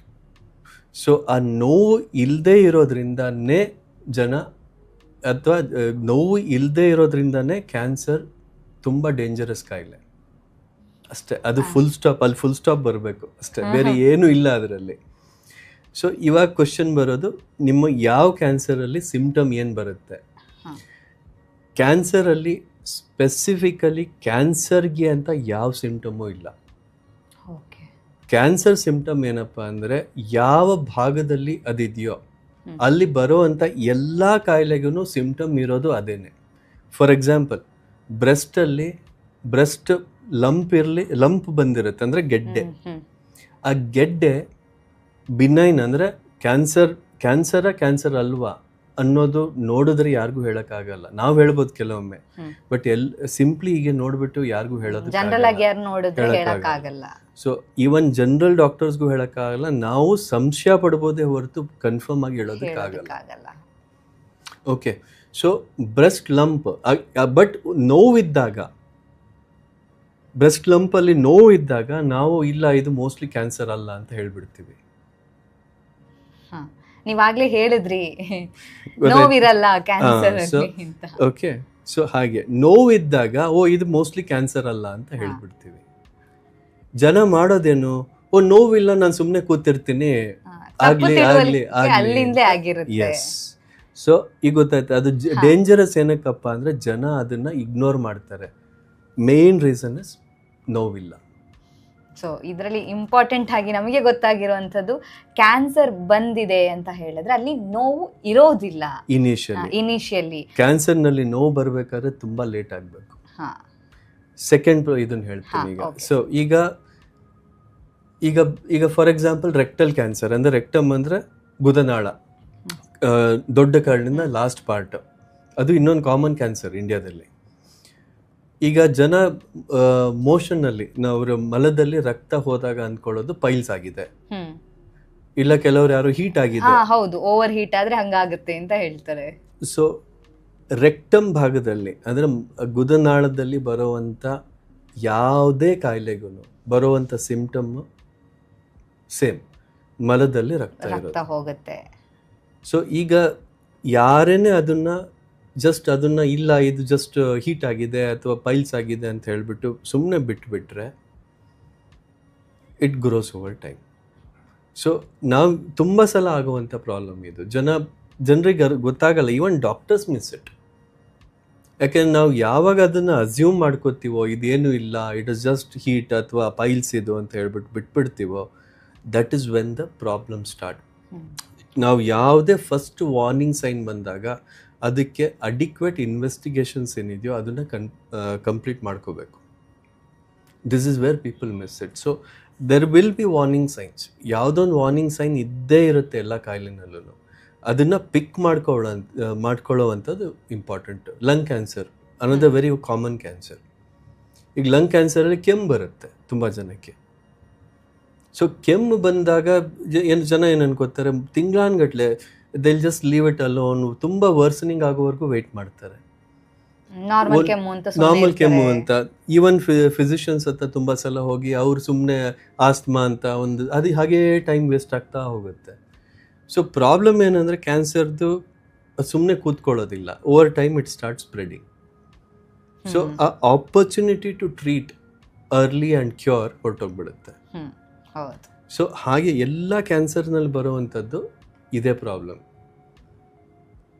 ನಾವು ಆ ಆಪರ್ಚುನಿಟೀಸ್ ಏನಿದೆ ಮಿಸ್ ಮಾಡಬಾರ್ದು. ಟ್ರೀಟ್ಮೆಂಟ್ ಮಾಡೋದಕ್ಕೆ ಆಪರ್ಚುನಿಟಿ ಸಿಗುತ್ತೆ ಅರ್ಲಿ ಕ್ಯಾನ್ಸರಲ್ಲಿ. ಟ್ರೀಟ್ಮೆಂಟ್ ಮಾಡಿ ಕ್ಯೂರ್ ಮಾಡೋದಕ್ಕೆ ಆಪರ್ಚುನಿಟಿ, ಒಂದು ಅವಕಾಶ ಸಿಗುತ್ತೆ. ಆ ಅವಕಾಶನ ನಾವು ಕಳ್ಕೊಬಾರ್ದು, ಅದೇ ಮುಖ್ಯ. ಡಾಕ್ಟರ್, ಈ ಕ್ಯಾನ್ಸರ್ ಟ್ರೀಟ್ಮೆಂಟಲ್ಲಿ ಲ್ಯಾಪ್ರೋಸ್ಕೋಪಿಕ್ ಮತ್ತು ರೋಬೋಟಿಕ್ ಸರ್ಜರಿ ಅಂತ ಇರುತ್ತಲ್ಲ, ಹೀಗಂದರೆ ಏನು? ಇದು ಈ ನಾರ್ಮಲ್ ಸರ್ಜರಿ ಮಾಡ್ತಾರಲ್ಲ ಅದಕ್ಕಿಂತ ಹೇಗೆ ಡಿಫ್ರೆಂಟ್? ಯಾಕೆಂದರೆ ಯೂಶ್ವಲಿ ಜನಸಾಮಾನ್ಯರ ಆಪ್ರೇಷನ್ ಅಂದಾಗ ನೋಡಿರುವಂಥದ್ದು, ಈ ವಿಜುವಲಿ ಕೆಲವೊಂದಿಷ್ಟು ವೀಡಿಯೋಸಲ್ಲಿ ನೋಡಿರುವಂಥದ್ದು, ಏನೋ ಕತ್ರಿ ಹಾಕ್ತಾರೆ, ತೆಗಿತಾರೆ, ಕೈಯಲ್ಲೇ ಆಪ್ರೇಷನ್ ಮಾಡ್ತಾರೆ ಅಂತ. ಬಟ್ ಈ ರೋಬೋಟಿಕ್ ಮತ್ತು ಈ ಲ್ಯಾಪ್ರೋಸ್ಕೋಪಿಕ್ ಸರ್ಜರಿ ಸ್ವಲ್ಪ ಡಿಫ್ರೆಂಟ್ ಆಗಿರುತ್ತೆ. ಇದ್ರ ಬಗ್ಗೆ ಹೇಳಿ ಡಾಕ್ಟರ್. ಈಗ ಯಾವುದೇ ಕಾಯಿಲೆ ಆದ್ರೂ ಅದಕ್ಕೆ ಒಂದು ಟ್ರೀಟ್ಮೆಂಟ್, ಕರೆಕ್ಟ್ ಟ್ರೀಟ್ಮೆಂಟ್ ಅಂತ ಒಂದಿದೆ. ಫಾರ್ ಎಕ್ಸಾಂಪಲ್ ನಾವು ಬ್ರೆಸ್ಟ್ ಕ್ಯಾನ್ಸರ್ ಅಂದರೆ ಅದಕ್ಕೆ ಬ್ರೆಸ್ಟ್ ಕನ್ಸರ್ವೇಷನ್ ಸರ್ಜರಿ, ಅಂದರೆ ಬ್ರೆಸ್ಟ್ನ ಉಳಿಸ್ಬಿಟ್ಟು ಸರ್ಜರಿ ಮಾಡುವಂಥ ಒಂದು ಪ್ರಾಕ್ಟೀಸ್ ಇದೆ. ಹಾಗೆ ಯಾವುದೇ ಒಂದು, ಈಗ ಹೊಟ್ಟೆ ಒಳಗಡೆ ಸ್ಟೊಮಕ್ ಕ್ಯಾನ್ಸರ್ ಅಂದರೆ ಅದಕ್ಕೆ ಗ್ಯಾಸ್ಟ್ರೆಕ್ಟಮಿ ಅಂತ ಹೇಳ್ತೀವಿ. ಸೊ ಒಂದೊಂದು ಕಾಯಿಲೆಗೂ ಒಂದೊಂದು ಕರೆಕ್ಟ್ ಟ್ರೀಟ್ಮೆಂಟ್ ಅಂತ ಇರುತ್ತೆ. ಅದಕ್ಕೆ ನಾನು ಇನ್ನೊಂದು ಎಕ್ಸಾಂಪಲ್ ಕೊಡ್ತೀನಿ. ಫಾರ್ ಎಕ್ಸಾಂಪಲ್, ನೀವು ಇಲ್ಲಿಂದ ಬ್ಯಾಂಗ್ಳೂರಿಂದ ಡೆಲ್ಲಿಗೆ ಹೋಗಬೇಕು, ಅದಕ್ಕೆ that is a destination. So stomach ಕ್ಯಾನ್ಸರ್ಗೆ gastrectomy is the correct answer. Destination ಏನು ಗ್ಯಾಸ್ಟ್ರೆಕ್ಟಮಿ. ಬಟ್ ನಾವು ಅದನ್ನು ಹೇಗೆ ಮಾಡ್ಬೋದು ಅನ್ನೋದಕ್ಕೆ ವೇರಿಯಸ್ ಆಪ್ಷನ್ಸ್ ಇದೆ ನಮಗೆ. ಈಗ ನಾನು ಇಲ್ಲಿಂದ ಡೆಲ್ಲಿಗೆ ಬಸ್ಸಲ್ಲಿ ಹೋಗ್ಬೋದು, ನಡ್ಕೊಂಡು ಹೋಗ್ಬೋದು, ಸೈಕಲಲ್ಲಿ ಹೋಗ್ಬೋದು, ಫ್ಲೈಟಲ್ಲಿ ಹೋಗ್ಬೋದು, ಕಾರ್ ಡ್ರೈವ್ ಮಾಡ್ಕೊಂಡು ಹೋಗ್ಬೋದು, ಟ್ರೈನಲ್ಲಿ ಹೋಗ್ಬೋದು. These are the various options which I have. So ಹಾಗೇನೆ ಕ್ಯಾನ್ಸರ್ ಟ್ರೀಟ್ಮೆಂಟಲ್ಲೂ ನಮಗೆ ತುಂಬ ಸಿಚುವೇಶನಲ್ಲಿ ಈ ಆಪ್ಷನ್ಸ್ ಬರುತ್ತೆ. ಈಗ ಸೇಮ್ ಇದನ್ನು ನಾವು, ಫಾರ್ ಎಕ್ಸಾಂಪಲ್, ನಾನು ಥೈರಾಯ್ಡ್ ಕ್ಯಾನ್ಸರ್ಗೆ ಥೈರಾಯ್ಡೆಕ್ಟಮಿ ಮಾಡಬೇಕಾದಾಗ I can do it whether ಈಗ ಓಪನ್ ಸರ್ಜರಿ ಮಾಡಿಬಿಟ್ಟು ಮಾಡ್ಬೋದು, ಅಥವಾ ರೊಬಾಟಿಕಲ್ಲಿ ಮಾಡ್ಬೋದು. ರ್ಯಾಬಿಟ್ ಅಂತ ನಂದೇ technique which I have developed, I use that technique. So various ways of doing solving the same problem. So ಒಂದು, what is the correct treatment. Second one is the approach. Second, ಈಗ ನಾವು robotic open ಅನ್ನೋದನ್ನ, laparoscopic ಅನ್ನೋದನ್ನು approaches ಅಂತೀವಿ. Treatment same ಇರುತ್ತೆ. So ಒಳಗಡೆ ಮಾಡುವಂಥ ಕೆಲಸ ಏನಿದೆ ಅದು ಚೇಂಜ್ ಆಗೋದಿಲ್ಲ. ಸೊ ಈಗ ಇದರಲ್ಲಿ ಓಪನ್ ಏನಪ್ಪ ಅಂದರೆ, ಓಪನ್ ಫುಲ್ ಅಲ್ಲಿ ಗಾಯ ಮಾಡಿಬಿಟ್ಟು ಅದನ್ನು ತೆಗೆಯುವಂಥದ್ದು ನೀವು ಹೇಳಿದಾಗೆ. ಲ್ಯಾಪ್ರೋಸ್ಕೋಪಿಕ್ ಮತ್ತು ರೊಬಾಟಿಕ್ ಅನ್ನೋದು ಮಿನಿಮಲಿ ಇನ್ವೇಸಿವ್ ಅಂತೀವಿ, ಅಂದರೆ ಸಣ್ಣ ಗಾಯದಲ್ಲಿ ಮಾಡುವಂಥದ್ದು. ಈಗ ನೀವು ಈ ರೂಮಲ್ಲಿ ಕೂತಿದ್ದೀರಾ, ನಿಮಗೆ ಆ ಪಕ್ಕದ ರೂಮ್ ಒಳಗಡೆ ನೋಡಬೇಕು ಅಂದರೆ ನಿಮಗೇನು ಆಪ್ಷನ್ಸ್ ಇದೆ? ಒಂದು, ಇಲ್ಲೇ ಕೂತ್ಕೊಂಡು ನೋಡಬೇಕು ನೀವು, ಯಾಕಂದ್ರೆ ನೀವು ಒಳಗಡೆ ಅಂತೂ ಹೋಗೋದಕ್ಕಾಗಲ್ಲ. ನಾವು ಸರ್ಜನ್ ಆಗಿ ನಾನು ಹೊಟ್ಟೆ ಒಳಗಡೆ ಅಂತೂ ಹೋಗೋದಕ್ಕಾಗಲ್ಲ. I have to stand outside, do the surgery, correct ಅಲ್ವಾ? ಸೊ ನಾನು ಏನೇನು ಮಾಡ್ಬೋದು? ನಾನು ಅದನ್ನು ಫುಲ್ಲು ಇದನ್ನು ಹೊಡೆದ್ಬಿಟ್ಟು ಒಳಗಡೆ ಆ ಕಡೆ ನೋಡ್ಬೋದು, ಅಷ್ಟು ತುಂಬ ಕಷ್ಟ ಆಗುತ್ತೆ. ಸೊ ನಾವೇನು ಮಾಡ್ತೀವಿ, ಒಂದು ಗಾಯ ಮಾಡಿಬಿಟ್ಟು ಒಳಗಡೆ ಹಿಂಗೆ ಎಳೆದ್ಬಿಟ್ಟು ಈಗ ಒಳಗಡೆ ನೋಡ್ಬೋದು. ಬಟ್ ನನಗೆ ಇನ್ನೂ ಬೆಟರ್ ಆಪ್ಷನ್ ಏನು? Camera. Simple. So I can put a small camera inside. ಇಷ್ಟೇ ಒಂದು ಸಣ್ಣ ಗಾಯ ಮಾಡಿಬಿಟ್ಟು ಒಳಗಡೆ ಕ್ಯಾಮ್ರಾ ಹಾಕ್ಬಿಟ್ಟು ಆಚೆ ಫುಲ್ಲು ನೋಡ್ಬೋದು, ಕರೆಕ್ಟ್ ತಾನೆ? ಹೌದು. ಸೊ ಬಟ್ ನಾನು ಅಲ್ಲಿ ಅದರ ಆಚೆ ಈಗ, ಸೊ ನನಗೆ ಇಷ್ಟೇ ಗಾಯ ಸಾಕದು ನೋಡೋದಕ್ಕೆ, ಕರೆಕ್ಟ್ ತಾನೆ? ಒಂದು ಸಣ್ಣ ಹೋಲ್ ಮಾಡಿಬಿಟ್ಟು I can see the other room, ಏನಾಗಿದೆ ಅನ್ನೋದು ಎಲ್ಲ ನೋಡ್ಬೋದು. ಬಟ್ ನಾನು ಅದನ್ನೇ ಈಗ ಅಲ್ಲಿ ರಿಪೇರ್ ಮಾಡಬೇಕಾದ್ರೆ ನನಗೆ ಬೇರೆ ಏನೇನು ಆಪ್ಷನ್ ಇದೆ? ಸೊ ಅದಕ್ಕೋಸ್ಕರ ಬಂದಿರೋದು ಈಗ ಲ್ಯಾಪ್ರೋಸ್ಕೋಪಿ, ರೊಬಾಟಿಕ್. ಸೊ ಲ್ಯಾಪ್ರೋಸ್ಕೋಪಿ ಏನಂದರೆ, ಲ್ಯಾಪ್ರೋಸ್ಕೋಪಿನಲ್ಲಿ ನಾವು ಕ್ಯಾಮ್ರಾ ಹಾಕ್ಬಿಟ್ಟು we use straight instruments to handle it and repair it, whatever surgery we have to do. ಅಂದರೆ ಒಳಗಡೆ ಅದನ್ನು ಸ್ಟ್ರೈಟ್ ಇನ್ಸ್ಟ್ರೂಮೆಂಟ್ಸ್ ಹಾಕ್ಬಿಟ್ಟು ರಿಪೇರಿ ಸರ್ಜರಿ ಮಾಡ್ತೀವಿ. ಓಕೆ. ಈಗ ರೊಬಾಟಿಕ್ ಅನ್ನೋದು it's an advanced form of laparoscopy. So ಈಗ robo surgery ಮಾಡೋದಿಲ್ಲ, surgery ನಾವೇ ಸರ್ಜನ್ನೇ ಮಾಡಬೇಕು. ಸೊ ಸರ್ಜನ್ ರೊಬಾಟಿಕ್ ಸರ್ಜರಿ ಮಾಡುವಾಗ ಬೇಸಿಕಲಿ ಏನಾಗುತ್ತಪ್ಪ ಅಂದರೆ there are some defects with laparoscopy. Defects ಏನಪ್ಪ, ಅಲ್ಲಿ ರಿಸ್ಟ್ ಮೂಮೆಂಟ್ ಇಲ್ಲ, ಹ್ಯೂಮನ್ ರಿಸ್ಟ್ ಮೂಮೆಂಟ್ ಇರೋದಿಲ್ಲ, ಎಲ್ಲ ಸ್ಟ್ರೈಟ್ ಇನ್ಸ್ಟ್ರೂಮೆಂಟ್ಸು. ಸೊ ನಮಗೆ ಸ್ಟಿಚ್ ಹಾಕಬೇಕಾದ್ರೆ ರೊಬಾಟಿಕಲಿ ಕಷ್ಟ ಆಗುತ್ತೆ, ಅಲ್ಲ ಸಾರಿ ಲ್ಯಾಪ್ರೋಸ್ಕೋಪಿಕಲಿ ಕಷ್ಟ ಆಗುತ್ತೆ. ಸೊ ರೋಬೋದಲ್ಲಿ it has that wrist movement ಇರೋದ್ರಿಂದ we can do better stitching. ಹಾಗೇನೆ ಕೆಲವು ಕಾರ್ನರ್ಸಲ್ಲಿ ತುಂಬ ಸಣ್ಣ ಸ್ಪೇಸಲ್ಲಿ ಕ್ಯಾಮ್ರಾದಲ್ಲಿ ರೊಬಾಟಿಕ್ ಅಸಿಸ್ಟೆನ್ಸ್ ತುಂಬ ಸ್ಟೇಬಲ್ ಇರುತ್ತೆ. ಸೊ ನನಗೆ 1 ಇಂಚ್ ನಲ್ಲಿ ನಾನು ಸರ್ಜರಿ ಮಾಡಬೇಕಾದ್ರೆ I am better off with robo than laparoscopy. So these are the advantages with robo. ತುಂಬ ಬೇರೆ ತುಂಬ ಅಡ್ವಾಂಟೇಜಸ್ ಇದೆ. There is a big list of advantages. ನಾವು ಈಗ ಏನಾಗುತ್ತಪ್ಪ ಅಂದರೆ every technology is only as good as the user. ಅಂದರೆ ನೀವು ಯಾವುದೇ ಎಷ್ಟೇ ಅಡ್ವಾನ್ಸ್ ಟೆಕ್ನಾಲಜಿ ತನ್ನಿ, ಅದನ್ನು ಯೂಸ್ ಮಾಡೋದಕ್ಕೆ ಬರದೇ ಇದ್ದರೆ ಅದು ವೇಸ್ಟ್, ಅದು ಏನು ಯೂಸ್ ಇಲ್ಲ. ಸೊ ಈಗ ನೀವು ಲೋಕೋಮೋಟಿವ್ ಪೈಲಟ್ನ ಕರ್ಕೊಂಡೋಗಿ ಏರೋಪ್ಲೇನಲ್ಲಿ ಕೂರಿಸ್ಬಿಟ್ಟು ಡೆಲ್ಲಿ ಕರ್ಕೊಂಡು ಹೋಗ್ತೀನಿ ಅಂದರೆ ಅವ್ರು ಡೆಲ್ಲಿ ತನಕ ಹೋಗಲ್ಲ, ಕರೆಕ್ಟ್ ತಾನೆ? ಅಲ್ಲೇ ಇರುತ್ತೆ ಏರೋಪ್ಲೇನ್, ಅಲ್ಲೇ ಹೋಗ್ಬಿಟ್ಟು ಎಲ್ಲ ಕ್ರ್ಯಾಶ್ ಆಗುತ್ತೆ. ಸೊ ಹಾಗೇನೆ it depends on the end user, the surgeon's ability to do that particular job using the technology. ಅದನ್ನ ಆಪರೇಟ್ ಮಾಡೋದಕ್ಕೆ ಗೊತ್ತಿರಬೇಕು. ಸೊ ಈಗ ನೀವು ಅದೇ ಆ ಕ್ವೆಶನ್ಗೆ ಅದೇ answer. So what is the advantage? Advantage ತುಂಬ ಇದೆ. ನನಗೆ ಏರೋಪ್ಲೇನಲ್ಲಿ ಡೆಲ್ಲಿಗೆ ಹೋದರೆ I will save so many days of my hours I save. Same way ಇದು ಲ್ಯಾಪ್ರೋಸ್ಕೋಪಿಕಲಿ ಅಥವಾ ರೊಬಾಟಿಕ್ ಮಾಡಿದ್ರೆ patient will save a lot of time. Recovery ತುಂಬ ಬೇಗ ಆಗುತ್ತೆ, ನೋವು ಕಡಿಮೆ ಇರುತ್ತೆ, ಲಾಂಗ್ ಟರ್ಮ್ ವೋಂಡ್ ರಿಲೇಟೆಡ್ ಪ್ರಾಬ್ಲಮ್ಸ್ ಕಡಿಮೆ ಆಗುತ್ತೆ. But the surgeon should be able to deliver the same surgery using e-technology nalli, laparoscopy nalli athwa robotically. They should be able to do it. That is the condition. So whenever ಈಗ ಯಾರಾದರೂ ನಿಮ್ಗೆ ಇಲ್ಲ ನೀವು ಇದನ್ನೇ ಮಾಡಬೇಕು ಅಂದಾಗ that they are talking about their ability. ನೀವು ಅದನ್ನ ಹೋಗ್ಬಿಟ್ಟು ಇಲ್ಲ ನೀವು ಹೀಗೆ ಮಾಡ್ಕೊಡ್ಬೇಕು ಅಂದ್ರೆ ಆಗಲ್ಲ. ಎಲ್ಲ ಸರ್ಜರಿನೂ ಅದರಲ್ಲೇ ಮಾಡೋಕ್ಕಾಗುತ್ತೆ ಡಾಕ್ಟರ್, ಈ ರೋಬೋಟಿಕ್ ಮತ್ತೆ ಇದರಲ್ಲಿ ಲ್ಯಾಪ್ರೋಸ್ಕೋಪಿಯಲ್ಲಿ ಎಲ್ಲ ಸರ್ಜರಿನೂ, ಅಂದರೆ ಸ್ಪೆಷಲಿ ನಾನು ಹೇಳ್ತಾ ಇರೋದು ಕ್ಯಾನ್ಸರ್ ಟ್ರೀಟ್ಮೆಂಟಲ್ಲಿ ಆಗುತ್ತಾ? 90% ಆಫ್ ದಿ ವರ್ಕ್ ಇವತ್ತಿನ ದಿನದಲ್ಲಿ ರೊಬಾಟಿಕಲಿ ಅಥವಾ ಲ್ಯಾಪ್ರೋಸ್ಕೋಪಿಕಲಿ ಮಾಡಬಹುದು. ಕೆಲವು ಕಷ್ಟ ಇದೆ, ಕೆಲವು ಸುಲಭ ಇದೆ. ಸೊ ಈಗ ಇನ್ಫ್ಯಾಕ್ಟ್ ಕೆಲವು ಯಾವ್ದು ಮಾಡೋಕ್ಕಾಗಲ್ಲಪ್ಪ ಅಂದರೆ, ಈಗ ಫಾರ್ ಎಕ್ಸಾಂಪಲ್ ಬೋನ್ ಟ್ಯೂಮರ್ಸು ಅಥವಾ ಮೂಳೆ ಮಸಲ್ನಲ್ಲಿ ಬರುವಂಥ ಕ್ಯಾನ್ಸರ್ಗಳು, ಈಗ ಸಾರ್ಕೋಮಾಸ್ ಅಂತ ಹೇಳ್ತೀವಿ, ಅವೆಲ್ಲ ಮಾಡೋದಕ್ಕಾಗಲ್ಲ. ಯಾಕೆಂದರೆ ಅದು ಅಲ್ಲಿ ನಮಗೆ ಸ್ಪೇಸ್ ಇಲ್ಲ, ಅಲ್ಲಿ ಮಾಡೋದಕ್ಕಾಗಲ್ಲ. ಬಟ್ ಬಾಕಿ ಎಲ್ಲ ಇದು ನಮ್ಮ ಬಾಯಿಂದ ಹಿಡಿದುಬಿಟ್ಟು ಅಪ್ ಟು ದಿ ಇಂಗ್ವೈಲ್ ರೀಜನ್, ಅಂದರೆ ಕೆಳಗಡೆ ಪೆಲ್ವಿಸ್, ನಮ್ಮ ಇದು ಕೆಳಗಡೆ ಇದ್ರವರೆಗೂ, ಅಂದರೆ ನಮ್ಮ ರೆಕ್ಟಮ್ ಸರ್ಜರೀಸು, ಎಲ್ಲ ಸರ್ಜರೀಸು ನಮ್ಮ ಪೆಲ್ವಿಸ್ಗೆ ಅಂತ, I don't know what you call pelvis, ನಮ್ಮ ಹಿಪ್ ರೀಜನ್ನಲ್ಲಿ ಒಳಗಡೆ. ಸೊ ಎಲ್ಲ ಸರ್ಜರೀಸನ್ನು ನಾವು ರೊಬಾಟಿಕಲ್ಲಿ ಅಥವಾ ಲ್ಯಾಪ್ರೋಸ್ಕೋಪಿಕಲ್ಲಿ ಮಾಡಬಹುದು. ಸಾಧ್ಯ ಇದೆ. ಆ್ಯಂಡ್ ಇನ್ಫ್ಯಾಕ್ಟ್ ಕೆಲವು ಸರ್ಜರಿನಲ್ಲಂತೂ the results are shown to be better than open surgery results. Simple reason, ಯಾಕೆ you see better, you do better. ನಿಮಗೆ ಚೆನ್ನಾಗಿ ಕಾಣಿಸುತ್ತೆ, ಕ್ಯಾಮ್ರಾ ಹಾಕ್ಬಿಟ್ಟು ನೋಡಿದಾಗ you will see better. So when you see better, magnification ತುಂಬ ಚೆನ್ನಾಗಿರುತ್ತೆ. ಆ ಮ್ಯಾಗ್ನಿಫಿಕೇಶನ್ ಇರೋದ್ರಿಂದ ನಿಮ್ಮ work can be done better. But ಆ ಮಾಡೋದು ಸ್ಕಿಲ್ ಬೇಕಾಗತ್ತೆ ಅಷ್ಟೇ. It is subject to skill ಅಷ್ಟೇ. ಟೆಕ್ನಿಕ್ ಕಲಿಬೇಕು. ಈಗ ಕಲಿಸ್ಕೊಡುವಂಥದ್ದು ನಮ್ಮ ಕೆಲಸ. C I train a lot of people, ಅದಕ್ಕೋಸ್ಕರ ನಾನು ಹೇಳ್ತಾ ಇರೋದು. ಒಂದ್ ರೀತಿಲಿ ನೀವು ಹೇಳ್ದಾಗ ಎಕ್ಸಾಂಪಲ್ ಕೊಟ್ರಲ್ಲ, ಇಲ್ಲಿಂದ ಡೆಲ್ಲಿಗೆ ಟ್ರೈನ್ ಅಲ್ಲಿ ಹೋಗ್ಬೋದು, ಆಪ್ಷನ್ಸ್ ಇದೆ, ಅಥವಾ ಫ್ಲೈಟ್ ಅಲ್ಲಿ ಹೋಗ್ಬೋದು ಅಂತ. ಇದು ಒಂದ್ ರೀತಿಲಿ ಫ್ಲೈಟ್ ಅಲ್ಲಿ ಹೋದಂಗೆ, ಬೇಗ ಹೋಗುತ್ತೆ, ರಿಸ್ಕ್ ಫ್ಯಾಕ್ಟರ್ಸ್ ಕಡಿಮೆ ಆಗುತ್ತೆ ಇದ್ರಲ್ಲೂ, ಅಂದ್ರೆ ಟೈಮ್ ಸೇವ್ ಆಗುತ್ತೆ, ಅವರಿಗೂ ಕೂಡ ರಿಕವರಿ ಬೇಗ ಆಗುವಂತ ಚಾನ್ಸಸ್ ಇರುತ್ತೆ ಅಂತ ಹೇಳ್ತೀರಾ ಡಾಕ್ಟರ್. ಈಗ ಒಬ್ಬ ಪೇಷಂಟ್ಗೆ ಯಾವ ಆಧಾರದ ಮೇಲೆ ನೀವು ರೋಬೋಟಿಕ್ ಸರ್ಜರಿ ಮಾಡಬೇಕು ಅಥವಾ ನಾರ್ಮಲ್ ಸರ್ಜರಿ ಮಾಡಬೇಕು ಅಂತ ಹೆಂಗೆ ಡಿಸೈಡ್ ಮಾಡ್ತೀರಾ ಡಾಕ್ಟರ್? ಆ ಥರ ಏನಾದರೂ ಡಿಸಿಷನ್ ತಗೋಬೇಕು ಅಂತ ಇರತ್ತಾ? ಅಥವಾ ಒಂದು ಈಗ ಕ್ಯಾನ್ಸರ್ ಇದ್ದು ಯಾವುದೋ ಒಂದು ಕಾಯಿಲೆಗೆ 2 ಆಪರೇಷನ್ ಮಾಡಬಹುದು, ಅದು ನಮ್ಮ ಮೇಲೆ ಆಸ್ ಎ ಡಾಕ್ಟರ್ ಆಗಿ ನನ್ನ ಮೇಲೆ ಡಿಪೆಂಡ್ ಆಗಿರುತ್ತೆ ಅಂತ, ಆ ಥರ ಏನಾದರೂ ಇದೆಯಾ ಡಾಕ್ಟರ್? ಎಲ್ಲ ಕಾಯಿಲೆಗೂ ಹಾಗೇನೆ. ಈಗ ಅದಕ್ಕೆ ನಾನು ಮೊದಲೇ ಎಕ್ಸಾಂಪಲ್ ಕೊಟ್ಟಿದ್ದು ಅದಕ್ಕೋಸ್ಕರ. ಅಂದರೆ ಈಗ ಫಸ್ಟ್ ಡಿಸೈಡ್ ಮಾಡೋದು ಈ ಕಾಯಿಲೆಗೆ ಕರೆಕ್ಟ್ ಸರ್ಜರಿ ಏನು ಅನ್ನೋದು, ಕರೆಕ್ಟ್ ಟ್ರೀಟ್ಮೆಂಟ್ ಏನು. ಆ ಟ್ರೀಟ್ಮೆಂಟ್ ಡಿಸೈಡ್ ಆದಮೇಲೆ ಅದನ್ನು ಹೇಗೆ ಮಾಡ್ಬೋದು ಅಂತ ಫಸ್ಟು ಯಾಕೆ ಅಪ್ರೋಚ್, ಅದನ್ನು ಸೆಕೆಂಡ್ ಆಸ್ಪೆಕ್ಟ್ನ ನಾವು ಅಪ್ರೋಚ್ ಅನ್ನೋದು. ಸೊ ಫಸ್ಟ್ ಇದು ಕರೆಕ್ಟ್ ಟ್ರೀಟ್ಮೆಂಟ್. ಈಗ ಸ್ಟೊಮಕ್ ಕ್ಯಾನ್ಸರ್ ಎಕ್ಸಾಂಪಲ್ ಕೊಟ್ಟೆ. ಸ್ಟೊಮಕ್ಗೆ ನಾವು ಗ್ಯಾಸ್ಟ್ರೆಕ್ಟಮಿ ಅಂತ ಹೇಳ್ತೀವಿ, ರೈಟ್?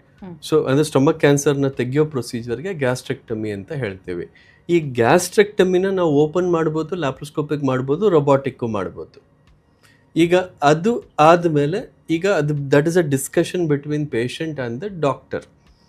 ಈಗ ನಾನು ಯೂಶಲಿ ಓಪನ್ ಸರ್ಜರೀಸ್ನ ಆಪ್ಟೇ ಮಾಡೋದಿಲ್ಲ, because we are able to do, see, I might have done more than I don't know how many thousands I have done laparoscopic and robotic work. So over the time ನನಗೆ necessity to open ಬರ್ತಾ ಇಲ್ಲ, because we are doing better work laparoscopically. Why should we open complications? So I usually say no, don't come to me for open surgery ಅಂತ ಹೇಳ್ಬಿಡ್ತೀನಿ ನಾನು ತುಂಬಾ ಪೇಷಂಟ್ಸ್ಗೆ ಕೇಳಿದ್ರು. That is my usual answer. If you are coming to me, you come only for laparoscopic or robotic work. Why? I don't believe in open surgery myself.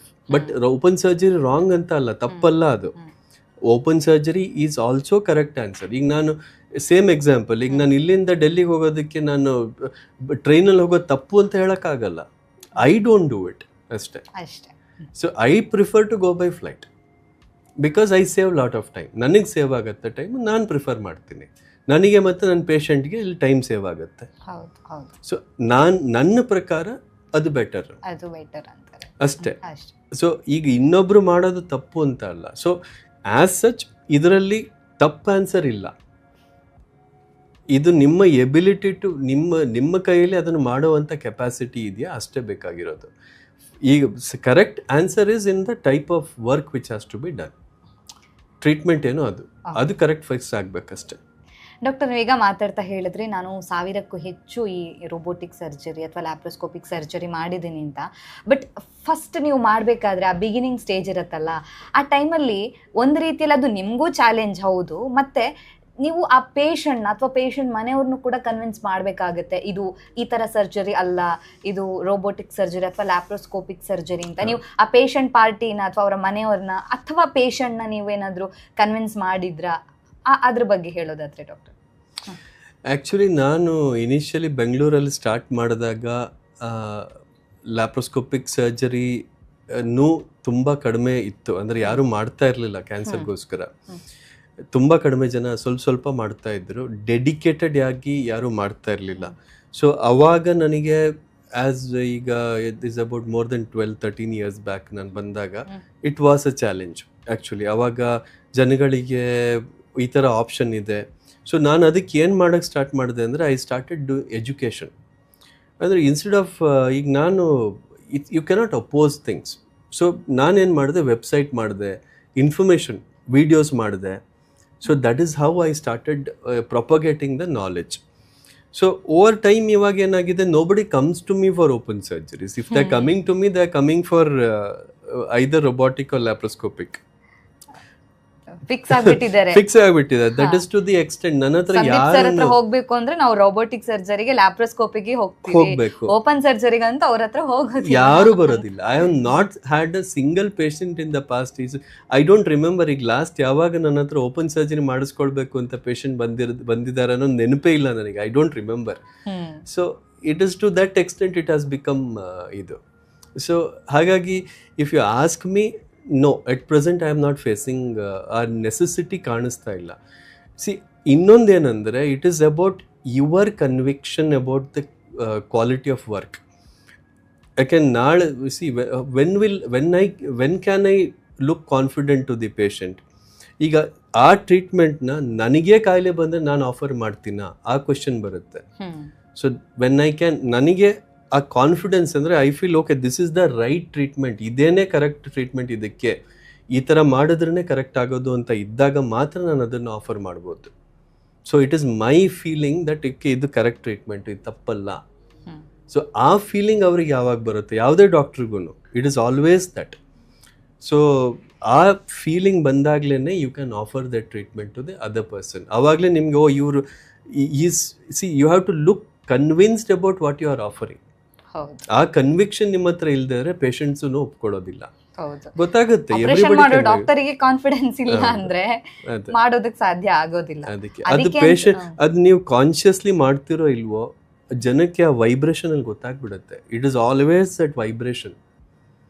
ಯಾಕೆ ನಿಮ್ಮ ಹತ್ರ ಬಂದು ಕೂತಾಗ ಯಾರೋ ಪೇಷಂಟ್ ಅವ್ರಿಗೆ ಆ vibration I don't know, it just percolates. ನೀವು ಅದನ್ನ ಬಾಯಿಂದ ಹೇಳೋ ಅವಶ್ಯಕತೆ ಇಲ್ಲ. ಡಾಕ್ಟರ್ ನೀವು ಹೇಳಿದ್ರಿ ಆಗ್ಲೇ ಮಾತಾಡ್ತಾ, ನಾನು ಸ್ಟಾರ್ಟಿಂಗ್ ಬೆಂಗಳೂರಿಗೆ ಬಂದಾಗ ಈ ಥರ ಟೆಕ್ನಾಲಜಿ ಯಾರು ಯೂಸ್ ಮಾಡ್ತಿರ್ಲಿಲ್ಲ, ನಾನೇ ಇದನ್ನ ಹೆಚ್ಚಾಗಿ ಯೂಸ್ ಮಾಡಿ ಒಂದು ಅವೇರ್ನೆಸ್ ಅನ್ನ ಮೂಡಿಸಿದೆ ಅಂತ.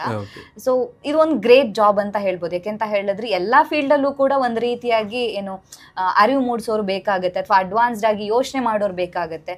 ಸೊ ಇದರಲ್ಲಿ ಕ್ಯಾನ್ಸರ್ ಟ್ರೀಟ್ಮೆಂಟ್ ಅಲ್ಲಿ ನೀವು ಒಂದು ರೀತಿಯಾಗಿ ಏನು ಆ ಅಡ್ವಾನ್ಸ್ ಸ್ಟೆಪ್ ಅನ್ನ ನೀವೇ ತಗೊಂಡಿದ್ದೀರಾ, ತುಂಬಾ ಜನರಿಗೆ ಒಂದು ಮಾದರಿ ಆಗಿದ್ದೀರಾ ಅಂತ ಹೇಳ್ಬೋದು. ಸ್ಪೆಷಲಿ ಈ ಫೀಲ್ಡಿಗೆ ಬರೋದಕ್ಕೆ ನಿಮಗೆ ಮೋಟಿವೇಶನ್ ಏನು ಸರ್? ಫೀಲ್ಡ್ಗೆ ಇಟ್ಸ್ ಅ ಲಾಂಗ್ ಮೋಟಿವೇಶನ್. ಈಗ ನಾವು ಜನರಲ್ ಸರ್ಜರಿನಲ್ಲಿ ನಾನು ಪೋಸ್ಟ್ ಗ್ರ್ಯಾಜುಯೇಷನ್ ಮಾಡ್ತಾ ಇರೋವಾಗ I felt that I still there is lot of scope in oncology. ಇದರಲ್ಲಿ ತುಂಬ ಪೇಷಂಟ್ಸ್ ಇದೆ, ಅದರಲ್ಲಿ ಸ್ಪೆಷಲೈಸ್ ಆಗಬೇಕು ಅಂತ. ಅವಾಗ ಅಷ್ಟೊಂದು ಪಾಪ್ಯುಲರ್ ಇರಲಿಲ್ಲ. Oncology as a field was not very popular. But I felt there is lot of scope of work in this. ಯಾಕೆಂದ್ರೆ ತುಂಬ ರಿಸರ್ಚ್ ಆಪರ್ಚುನಿಟೀಸ್ ಇದೆ, ಇನ್ನೂ ತುಂಬ ಅಂಡರ್ಸ್ಟ್ಯಾಂಡಿಂಗ್ ಅಂದರೆ ಅರ್ಥ ಮಾಡ್ಕೊಳ್ಳೋದು ತುಂಬ ಇದೆ ಅಂತ. ಆ್ಯಕ್ಚುಲಿ ನಾನು MBBS ಅಲ್ಲಿರುವಾಗ ನಮಗೆ cancer is a rare disease ಅಂತ ಕಲಿಸ್ತಾ ಇದ್ರು. That was a fact. So ಅವಾಗ ಆಂಕಾಲಜಿ ಅನ್ನೋದು ಫೀಲ್ಡೇ ಸರಿಯಾಗಿ ಡೆವಲಪ್ ಆಗಿರಲಿಲ್ಲ ಅವಾಗ. ಬಟ್ ನಾವು ಪೋಸ್ಟ್ ಗ್ರ್ಯಾಜುಯೇಷನಿಗೆ ಬರ್ತಾ ಸ್ವಲ್ಪ okay it became more common. Now it is one of first 3 common diseases is cancer. First 3 ಲಿಸ್ಟಲ್ಲಿ ಬರುತ್ತೆ ಅಂದರೆ ಅಮಾಂಗ್ ಕ್ರಾನಿಕ್ ಡಿಸೀಸಸ್ ಅಲ್ಲಿ. So that's a change which has happened. ಯಾಕೆಂದರೆ ವಿ ಆರ್ ಲಿವಿಂಗ್ ಲಾಂಗರ್. ಜನ ಈ cancer ಹೆಚ್ಚಾಗ್ತಾ ಇದೆ ಅಂತ ಅನ್ಕೋತಾರೆ, ಬಟ್ ಆ್ಯಕ್ಚುಲಿ ಏನಕ್ಕಪ್ಪ ಆಗ್ತಾ ಇದೆ ಅಂದರೆ we are living longer. Generally ಈಗ ಲೈಫ್ ಎಕ್ಸ್ಪೆಕ್ಟೆನ್ಸಿನೇ ಜಾಸ್ತಿ ಆಗ್ತಾ ಇದೆ. And with age comes cancer. I have answered you before. So that clarity of thought should be there. ಅದಕ್ಕೆ ಸೊ ಏಜ್ ಬರ್ತಾ cancer, this is how the things that is how I started taking it up.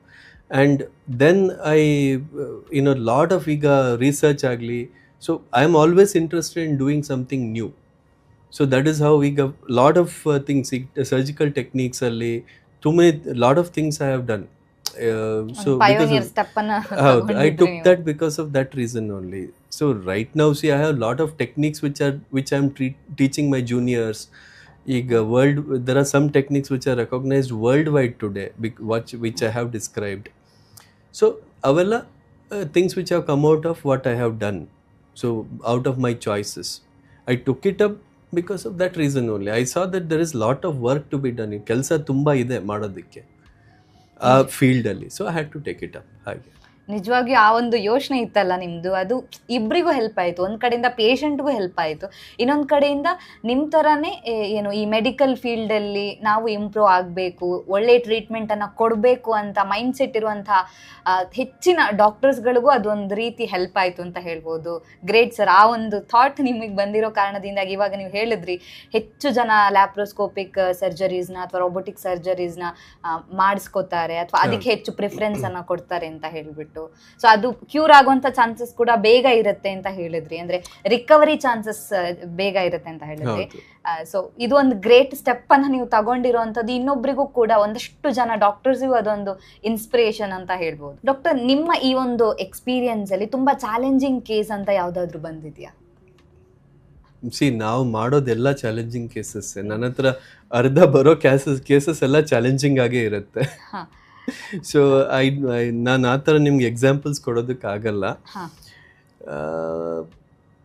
But ಒಂದೇನಂದರೆ as ಈಗ multi disciplinary ಹಾಸ್ಪಿಟ್ಲಲ್ಲಿ ಇರೋದ್ರಿಂದ ನಮಗೆ multi disciplinary cases ಅಂದರೆ for example ಈಗ ನಾವು cardiothoracic surgery ಜೊತೆ ಕೂಡ್ಕೊಂಡು ಜಾಯಿಂಟ್ ಆಗಿ ಮಾಡೋವಂಥದ್ದು ಅಥವಾ ನ್ಯೂರೋ ಸರ್ಜರಿ ಜೊತೆಗೆ ಮಾಡಬೇಕಾಗಿರುವಂಥದ್ದು, ಈ ಕಾಂಬಿನೇಷನ್ ಕೆಲಸ ಮಾಡುವಂಥ ಕೇಸಸ್ಗಳು ತುಂಬ ಬರುತ್ತೆ.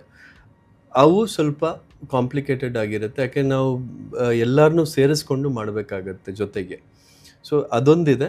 That is the main thing. I can't think of anything else, but ನಾನು specific examples I can't give you, because ನಾವು ಡೇ ಟು ಡೇ ಫೇಸ್ ಮಾಡ್ತೀವಿ ಚಾಲೆಂಜಸ್.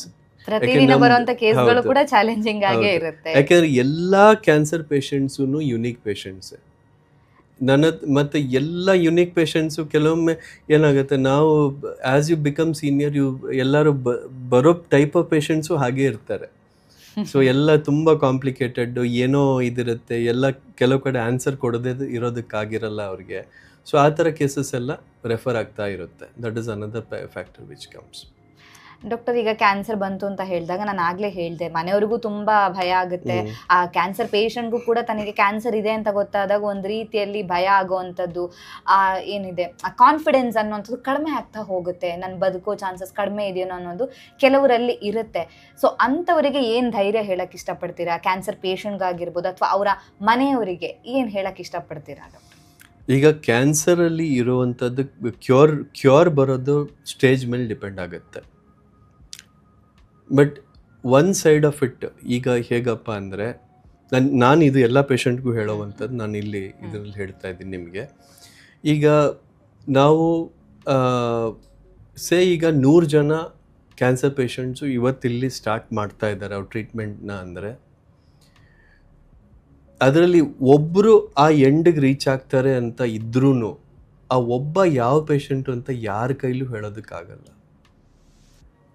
ಐ ಆಮ್ ಟಾಕಿಂಗ್ ಅಂದರೆ 1% ಜನ ಆ ಕಡೆ ರೀಚ್ ಆಗ್ತಾ ಇದ್ದಾರೆ ಅಂದ್ರೂ, ಅಂದರೆ ಎಂಡಿಗೆ ಟ್ರೀಟ್ಮೆಂಟ್ ಮುಗಿಸ್ಕೊಂಡು ವಾಸಿ ಆಗ್ತಾರೆ ಅಂತ ಇದ್ರೂ ಅದು ಯಾವ ಪೇಷಂಟು ಅಂತ ನಾವು ಯಾವತ್ತೂ ಹೇಳೋದಕ್ಕಾಗಲ್ಲ.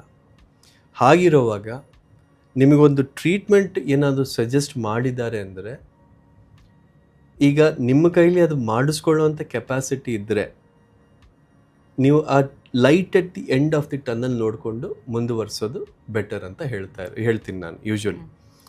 ಬಟ್ ಈಗ ಈ ಡಾಕ್ಟ್ರ್ ಯಾರು ಅದನ್ನು ಸಜೆಸ್ಟ್ ಮಾಡ್ತಾ ಇದ್ದಾರೋ ಅವರಿಗೆ ಅದರಿಂದ ಈ ಪೇಷಂಟಿಗೆ ಉಪಯೋಗ ಆಗುತ್ತೆ ಅನ್ನೋ ಕಾನ್ಫಿಡೆನ್ಸ್ ಅವ್ರಿಗೆ ಇರಬೇಕು ಅಷ್ಟೇ. ಅಂದರೆ ನಾನೀಗ ನನ್ನ ಪೇಷಂಟ್ ತಪ್ಪು ಅಡ್ವೈಸ್ ಕೊಟ್ಬಿಟ್ಟು ಸುಮ್ಮನೆ ಅವ್ರ ಕೈಲಿ ಅದನ್ನೆಲ್ಲ ಎಕ್ಸ್ಪೆಂಡಿಚರ್ ಮಾಡಿಬಿಟ್ಟು ಮಾಡಿಸ್ಬಾರ್ದು. That is my responsibility. ಈ ಕೆಲವೊಮ್ಮೆ ಏನಾಗುತ್ತೆ, ನೀವು ಮನೆ ಮಠ ಮಾರಿಬಿಟ್ಟು ಎಲ್ಲ ಇದು ಮಾಡಿಬಿಟ್ಟು ಆ ಪೇಷಂಟ್ ಮೇಲೆ, ಬಟ್ ಅದು ರಿಸಲ್ಟೇ ಇಲ್ಲ. ಈಗ ಸ್ಟೇಜ್ 4 ಕ್ಯಾನ್ಸರ್ ತುಂಬ ಅಡ್ವಾನ್ಸ್ಡ್ ಇದೆ, ಅದರಲ್ಲಿ ರಿಸಲ್ಟ್ ಬರೋದಕ್ಕೆ ಸಾಧ್ಯವೇ ಇಲ್ಲ ಅಂತ ಇದ್ದಾಗ್ಲೂ ಟ್ರೀಟ್ಮೆಂಟ್ ಮಾಡಿಸ್ಕೊಂಡು ಹೋಗೋದು ಕೆಲವೊಮ್ಮೆ ಹುಚ್ಚತನ. It doesn't make any sense. But ಅಂದರೆ ನಮಗೆ ಸಾಧ್ಯ ಇದೆ ಕ್ಯೂರ್ ಮಾಡೋದಕ್ಕೆ, ಅಟ್ಲೀಸ್ಟ್ ಇದೊಂದು ಚಾನ್ಸ್ ಇದೆ ಇವರಿಗೆ ಮಾಡಬಹುದು ಅಂತ ಇದ್ದಾಗ ಆ ಟ್ರೀಟ್ಮೆಂಟ್ನ ಮಾಡಿಸ್ಕೊಂಡು ಮುಂದುವರಿಸಿ ಅದನ್ನು ವಿನ್ ಆಗೋದಕ್ಕೆ ಪ್ರಯತ್ನ ಮಾಡಬೇಕು. ಅದು ಮುಖ್ಯ. I think that is the most important message I can tell you. Okay, ಇವತ್ತಿನ ನಮ್ಮ ಈ ಕಾರ್ಯಕ್ರಮದಲ್ಲಿ ಕ್ಯಾನ್ಸರ್ ಅಂದರೆ ಏನು ಮತ್ತು ಅದಕ್ಕೆ ಟ್ರೀಟ್ಮೆಂಟ್ ಹೇಗಿರುತ್ತೆ, ಸ್ಪೆಷಲಿ ಈ ಲ್ಯಾಪ್ರೋಸ್ಕೋಪಿಕ್ ಸರ್ಜರಿ ಆಗಿರ್ಬೋದು ಅಥವಾ ರೋಬೋಟಿಕ್ ಸರ್ಜರಿ, ಇದ್ರ ಬಗ್ಗೆ ಹೇಳಿದ್ರಿ. ಇನ್ನೊಂದು ಮುಖ್ಯವಾಗಿರುವಂಥ ಅಂಶ ಏನು ಅಂತ ಹೇಳಿದ್ರೆ, ತುಂಬ ಜನರಿಗೆ ಅದೊಂದು ತಪ್ಪು ಕಲ್ಪನೆ ಇತ್ತು, ಕ್ಯಾನ್ಸರ್ ಬಂತು ಅಂತ ಹೇಳಿದ್ರೆ ನೋವಿರುತ್ತೆ ಅನ್ನೋದು. ಆದರೆ ನಿಮ್ಮ ಜೊತೆ ಮಾತಾಡಿ ಆದಮೇಲೆ ಇವನ್ ನನಗೂ ಕೂಡ ಗೊತ್ತಾಗಿರುವಂಥದ್ದು, ಕ್ಯಾನ್ಸರ್ ಬಂತು ಅಂತ ಹೇಳಿದ್ರೆ ಅಲ್ಲಿ ನೋವಿರೋದಿಲ್ಲ ಅನ್ನುವಂಥ ಆ ಒಂದು ಮಾಹಿತಿಯನ್ನು ತಿಳಿಸ್ಕೊಟ್ಟಿದ್ದೀರಾ. ಆದಷ್ಟು ಬೇಗ ಹೋಗಿ ಹಾಸ್ಪಿಟಲಿಗೆ ತೋರಿಸ್ಬೇಕು. ಸೊ ಎಲ್ಲ ಮಾಹಿತಿಯನ್ನು ಕೂಡ ನಮ್ಮ ವೀಕ್ಷಕರಿಗೆ ತಿಳಿಸ್ಕೊಟ್ಟಿದ್ದೀರಾ. Thank you so much doctor, ನಮ್ಮ ಕಾರ್ಯಕ್ರಮಕ್ಕೆ ಬಂದಿದ್ದಕ್ಕೆ ಮತ್ತೆ ಉತ್ತಮವಾಗಿರುವಂಥ ಮಾಹಿತಿಯನ್ನು ಕೂಡ ನೀಡಿದ್ದಕ್ಕೆ. Thank you. Thanks for having me. ನೋಡಿದ್ರಲ್ವಾ, ಕ್ಯಾನ್ಸರ್ಗೆ ಚಿಕಿತ್ಸೆ ಯಾವ ರೀತಿಯಾಗಿರುತ್ತೆ, ಅಂದರೆ ಲ್ಯಾಪ್ರೋಸ್ಕೋಪಿಕ್ ಆಗಿರ್ಬೋದು ಅಥವಾ ರೋಬೋಟಿಕ್ ಸರ್ಜರಿ ಯಾವ ರೀತಿಯಾಗಿರುತ್ತೆ, ಇದು ಎಷ್ಟು ಸೇಫ್ ಅನ್ನೋದ್ರ ಬಗ್ಗೆ ಕೂಡ ಡಾಕ್ಟರ್ ಇವತ್ತಿನ ಕಾರ್ಯಕ್ರಮದಲ್ಲಿ ನಮಗೆ ತಿಳಿಸ್ಕೊಟ್ರು. ಇನ್ನೊಂದು ವಿಶೇಷ ಅಂತ ಹೇಳಿದ್ರೆ, ಕ್ಯಾನ್ಸರ್ ಬಂದಾಗ ನಾವೆಲ್ಲರೂ ಕೂಡ ಅನ್ಕೋತೀವಿ ಅದು ನಮಗೆ ನೋವನ್ನು ಉಂಟು ಮಾಡುತ್ತೆ ಅಂತ, ಆದರೆ ನೋವು ಇರೋದಿಲ್ಲ ಅನ್ನೋದನ್ನು ಕೂಡ ಇವತ್ತು ಡಾಕ್ಟರ್ ತಿಳಿಸ್ಕೊಟ್ಟಿದ್ದಾರೆ ನಮಗೆ. ಹಾಗಾಗಿ ಹೆಚ್ಚಿನ ಮಾಹಿತಿಯನ್ನು ಇವತ್ತಿನ ಕಾರ್ಯಕ್ರಮದಲ್ಲಿ ನಾವೆಲ್ಲ ತಿಳಿದುಕೊಂಡ್ವಿ. ಆರೋಗ್ಯಕ್ಕೆ ಸಂಬಂಧಿಸಿದಂಥ ಹೆಚ್ಚಿನ ವಿಡಿಯೋಗಳನ್ನು ವಿಜಯ ಕರ್ನಾಟಕ ಪೇಜ್ನಲ್ಲಿ ನೀವು ನೋಡಬಹುದು.